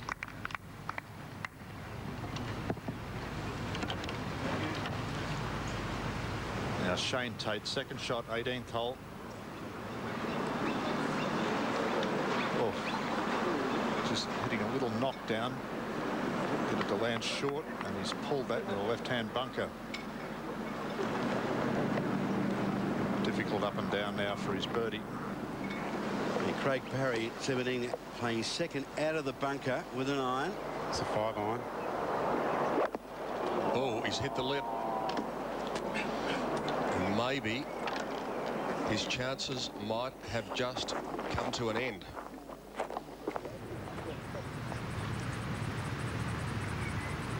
Well, ball's come out of the bunker.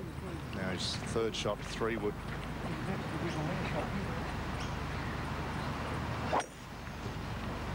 He's hit that up the right-hand side and staying there. Yeah, not in bad position, just in the light rough.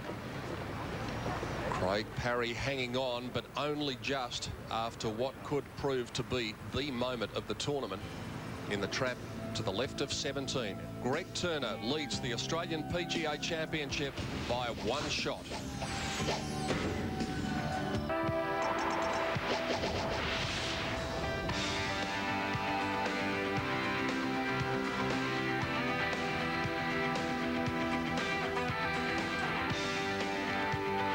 Maybe Greg Turner at the end of this day will reach out and touch the Joe Kirkwood Cup, but he's going to have to overcome that man, the 33-year-old Australian Craig Parry, who came up with that remarkable shot at 14, but now at 17 he's got his problems. And Greg Turner, in contrast, is in perfect position. This is his 3rd shot to the par 5.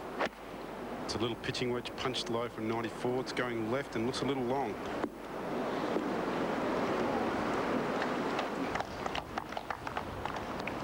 perhaps the door is slightly ajar once more. Go to 18. Nick O'Hearn's tee shot at the par 5. Gary likes it. And why not? Straight down the middle, over the hill. Wayne Grady has taken a breather to mop the brow. And joining us in the commentary box for our closing stages is Brett Officer. Craig Parry, 4th shot into the 17th.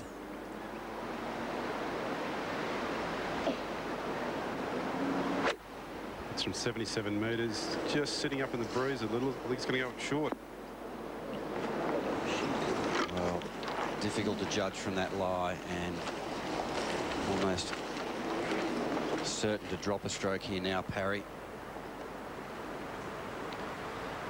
Yeah, it was with great anticipation that we awaited the outcome of this 4th round, but who could have expected the lead to swing so many times? Go to the 18th. Shane Tate had pulled his second into the bunker. Long bunker shot. It was pretty well played. A little bit disappointed. I know he's short iron for his second here. Outright third at present, Shane Tate at 8 under, as you can see from our updated leaders board. So remember that Turner has played 3 and is at the back left of the 17th green. And Parry just on the fringe after having played 4. And if you are just joining us, that man, Peter Fowler, the veteran, shot the round of the day earlier, the 7 under par 65.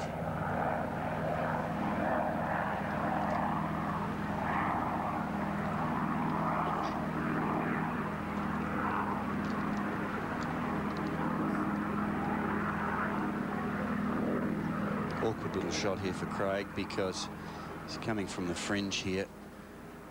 Has too much fringe to go through to putt, but it does slope quite a lot from left to right, the 17th green.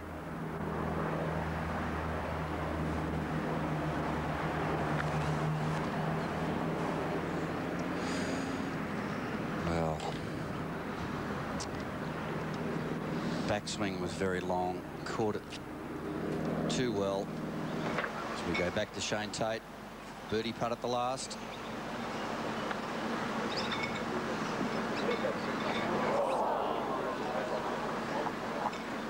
Well, he's an aggressive player. I knew he'd have a go at it. Wasn't going to die wondering. So he's going to have that putt to stay at 8 under, and Nick O'Hearn is still out on the golf course, remember, at 7 under.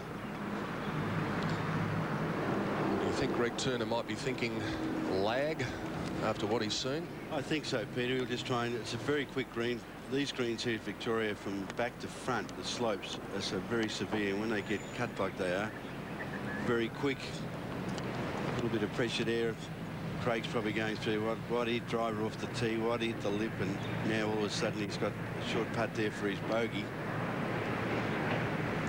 Or I think this young man will just sort of lag it down, hopefully to just a tap-in situation and walk off with his par. And have a 2-shot lead going down the last. A nice spot to be in.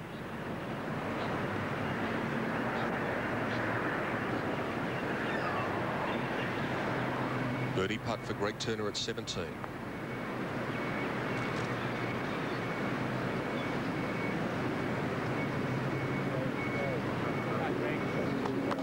That's all he had to do.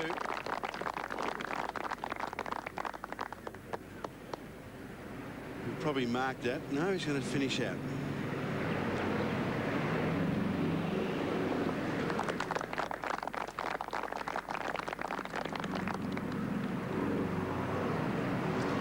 The 18th green, Shane Tate with his putt for a par, just slightly downhill. So a very good tournament, Shane Tate. Closing round of 69 for the Queenslander. He's currently outright third. Go back to 17. Now Craig's got this putt down the slope for his bogey.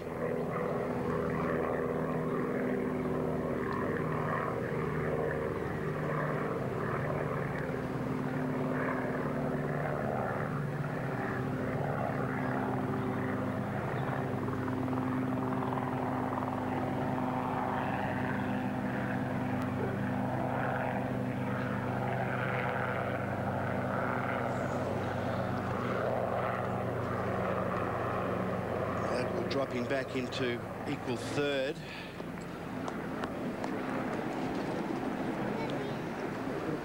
Shane Tate, in fact, has vaulted above Craig Parry now. Nick Ahern at the 18th. 211 metre 5 iron, downwind and straight out, just starting to draw a little bit to the right.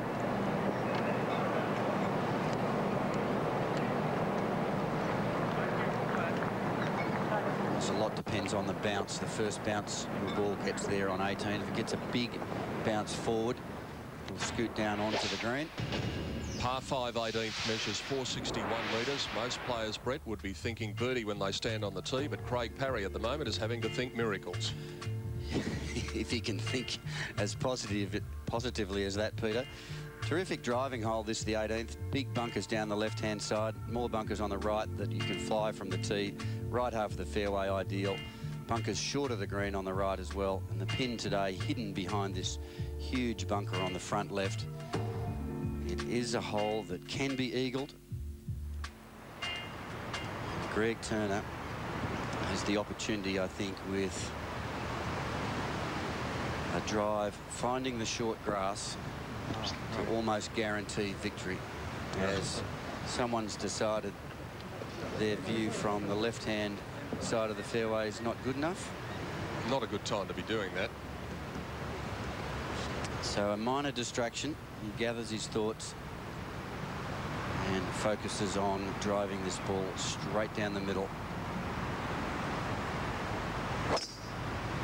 He set it low and straight up the centre. And that'll run up the hill, right up on top. Excellent tee shot from Turner. Mission accomplished. We'll just see if Craig Parry can regroup here, because he does need to birdie to get himself back into equal second spot. As you can see, he's birdied this hole each day. It's a little higher up the centre and just drifting right. Yeah, he might just run off into that right-hand rough. He'll be a disappointed man, Craig Parry, because he sets such high standards for himself. And it looks as though now that Greg Turner is going to collect another very important win. It'll be his 5th Australasian Order of Merit victory. He leads by 2 shots going into the 72nd hole of the Australian PGA Championship.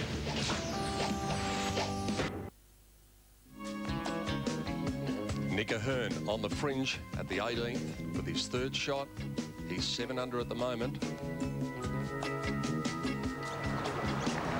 So that is a birdie putt to join Shane Tate in equal 2nd place at 8 under the card. Terrific galleries watching the closing players, just 4 of them on the golf course now. Gavin Coles, by the way, is 1 over for the day, so this is a big putt. Plenty of dollars involved in this one.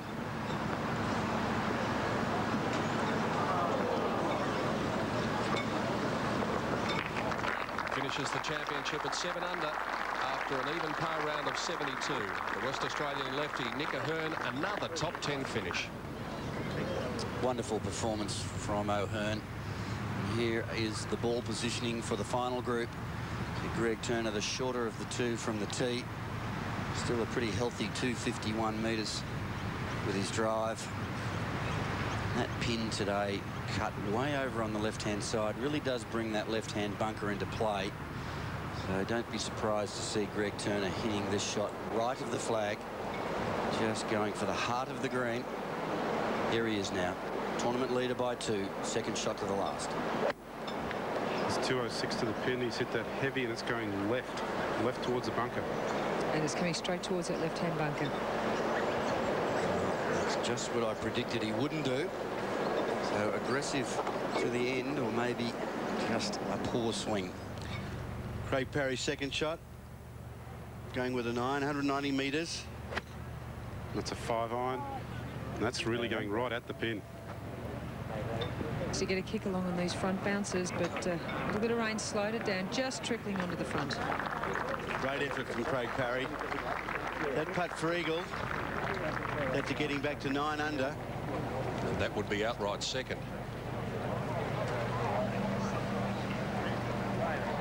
Always a great part of golf to see the galleries surrounding the 18th.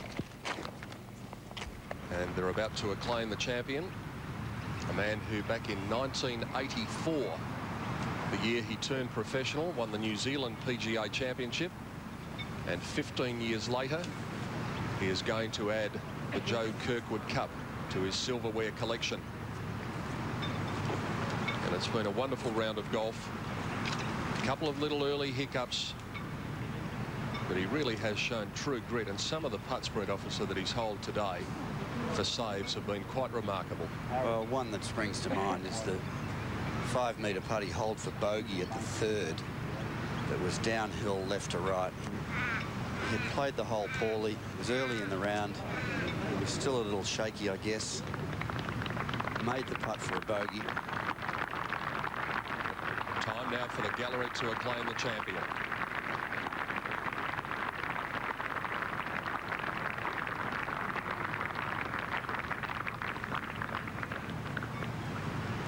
Well, he still has a little bit of work to do.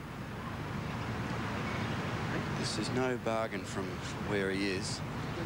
It remains to be seen just how much of this bunker he has to carry.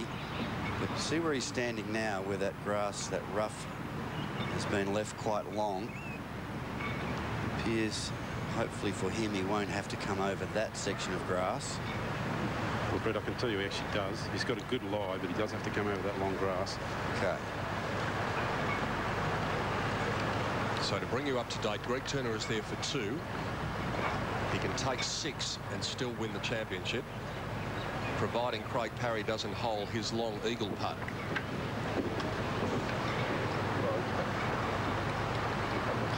Can fly this all the way to the putting surface with some spin, or catch the downslope. Good contact. Well, very solid and safe recovery for Turner.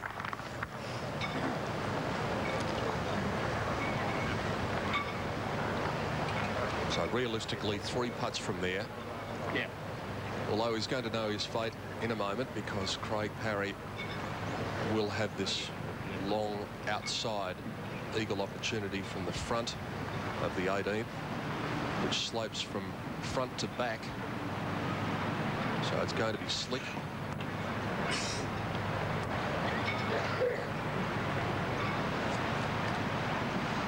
I guess stranger things have happened, but not for a while. But if there's another player, Shane Tate, watching this, because there's a little bit of money involved here for Shane.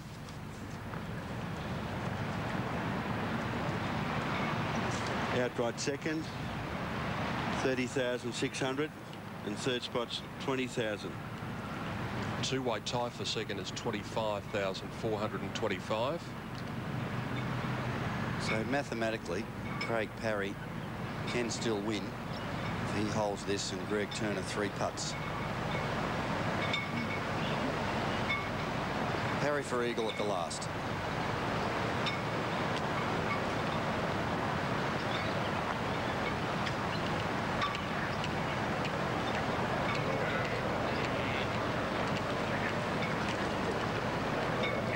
Well, I'll keep going down there.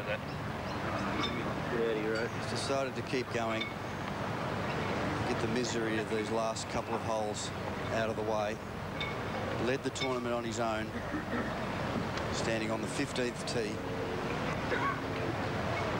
And he'll be bitterly disappointed he hasn't put up a better showing over these closing holes.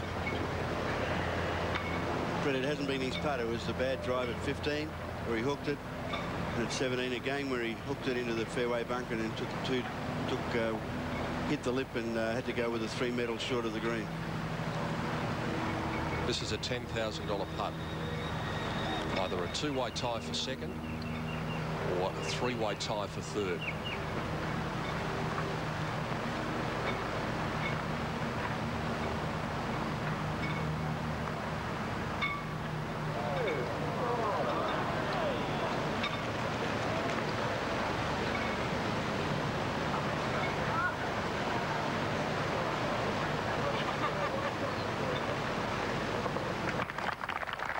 Even par round of 72 to close for Craig Parry.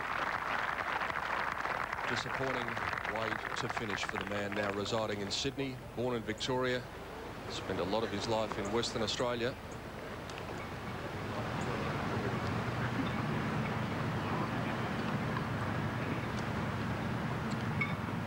So Greg Turner with 3 putts for victory.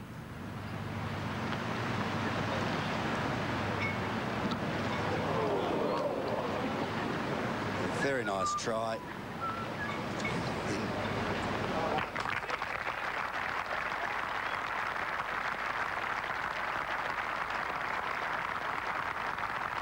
It's a Kiwi victory. 36-year-old Greg Turner from Queenstown is the Australian PGA champion for 99. Ladies and gentlemen, there'll be a short television presentation followed by Well the done. official Really good round of golf today under a lot of pressure. Thank you. And the Joe Kirkwood Cup stays on overseas soil. Greg Turner will take it across the Tasman. No Australian has won the tournament since Ian Baker Finch.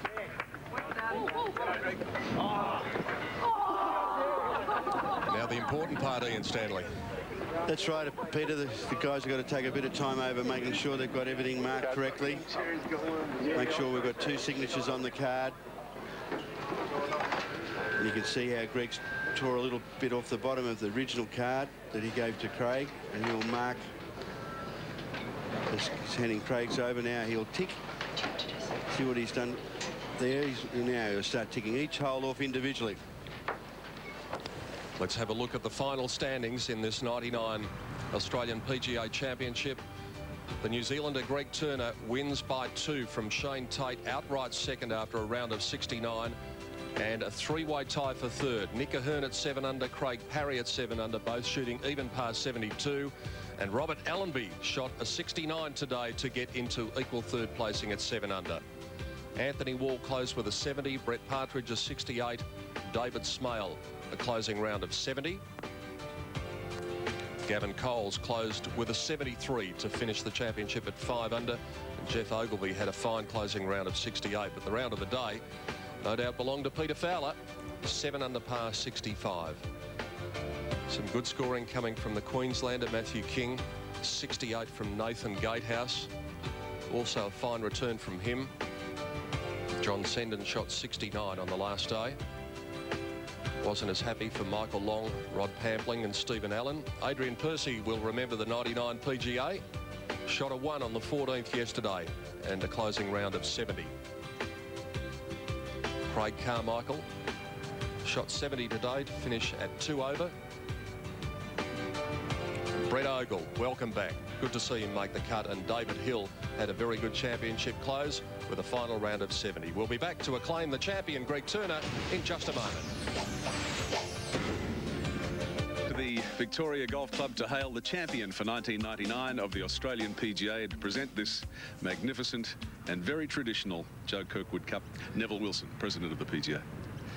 Ladies and gentlemen, it gives me great pleasure on behalf of the board and members of PGA of Australia to present our worthy winner here, Greg Turner, with the 1999 National PGA Championship and the Kirkwood Cup.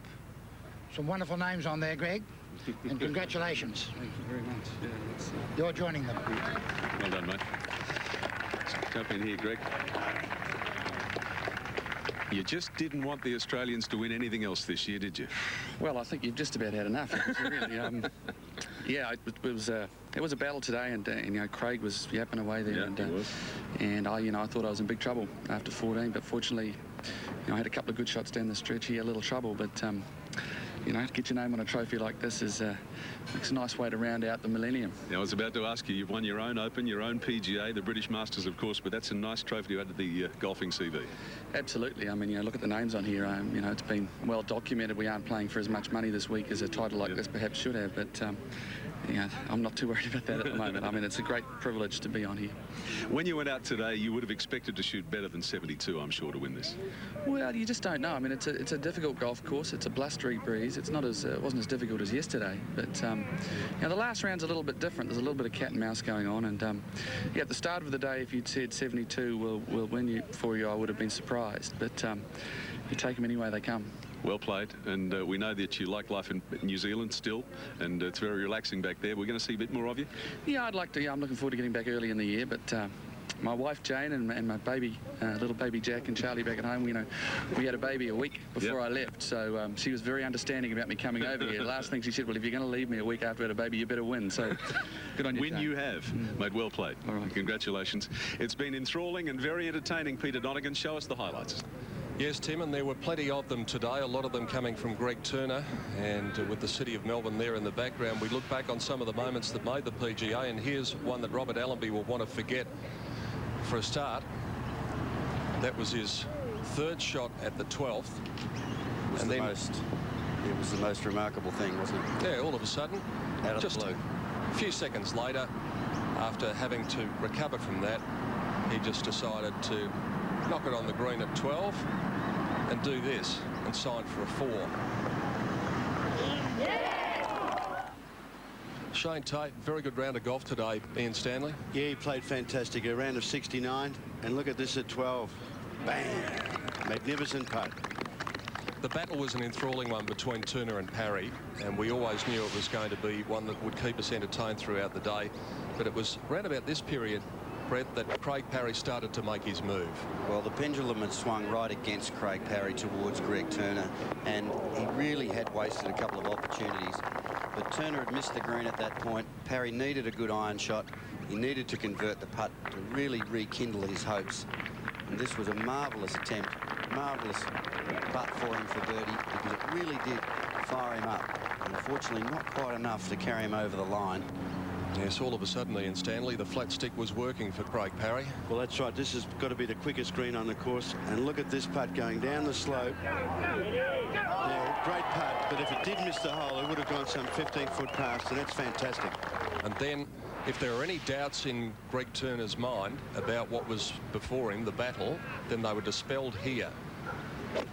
This pin placement here on 14 today was excruciatingly close to the bunker guarding the back left-hand corner. And at one stage, Craig Parry's ball was nearer to the bunker than it was to the hole. And then he used the slope beautifully, set up a certain birdie, a tap in for a 2 for him. And the tournament was his for the taking at that point. But then they came to 15, and Greg Turner regained the ascendancy after Craig Parry drove it left. That really was the moment where the momentum changed. Well, we just had a 2-shot swing at 14, and then another 2-shot swing back to Greg Turner there, and you could see the smile on his face. He knew he was back in the battle. And this was just about the end of it. Yeah, it was all over right then. Craig Parry failing to remove his ball from the fairway trap there as well as he would have liked. And so he had to be content with a share of third placing at 7 under. There is the Joe Kirkwood Cup, and the man whose name will be inscribed upon it, Greg Turner, the champion for 1999. Yeah, and he's a very, very happy Kiwi indeed, isn't he, Greg Turner? And, well, we've seen some enthralling, very entertaining golf, haven't we? Yeah, it was. Greg started the day with a 3-shot lead, and he played some ordinary golf at the start of it, but he holed some good par putts and a bogey putt on 3 and kept himself in it. Then he birdied 6 and 7 and 8. And then I thought it was all over. He had a 3-shot lead there at one stage, and I thought that was it, and then Craig fought back.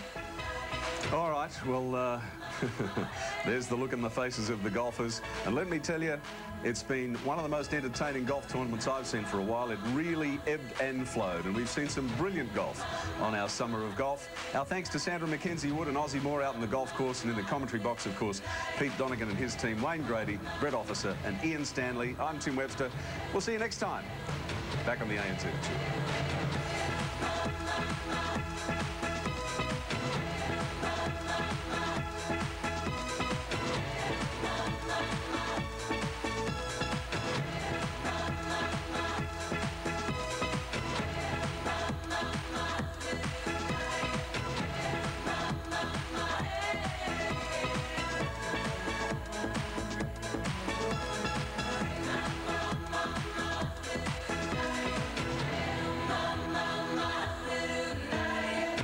1999 Australian PGA Championship is a PGA Tour production in association with Becca Sport for Network 10.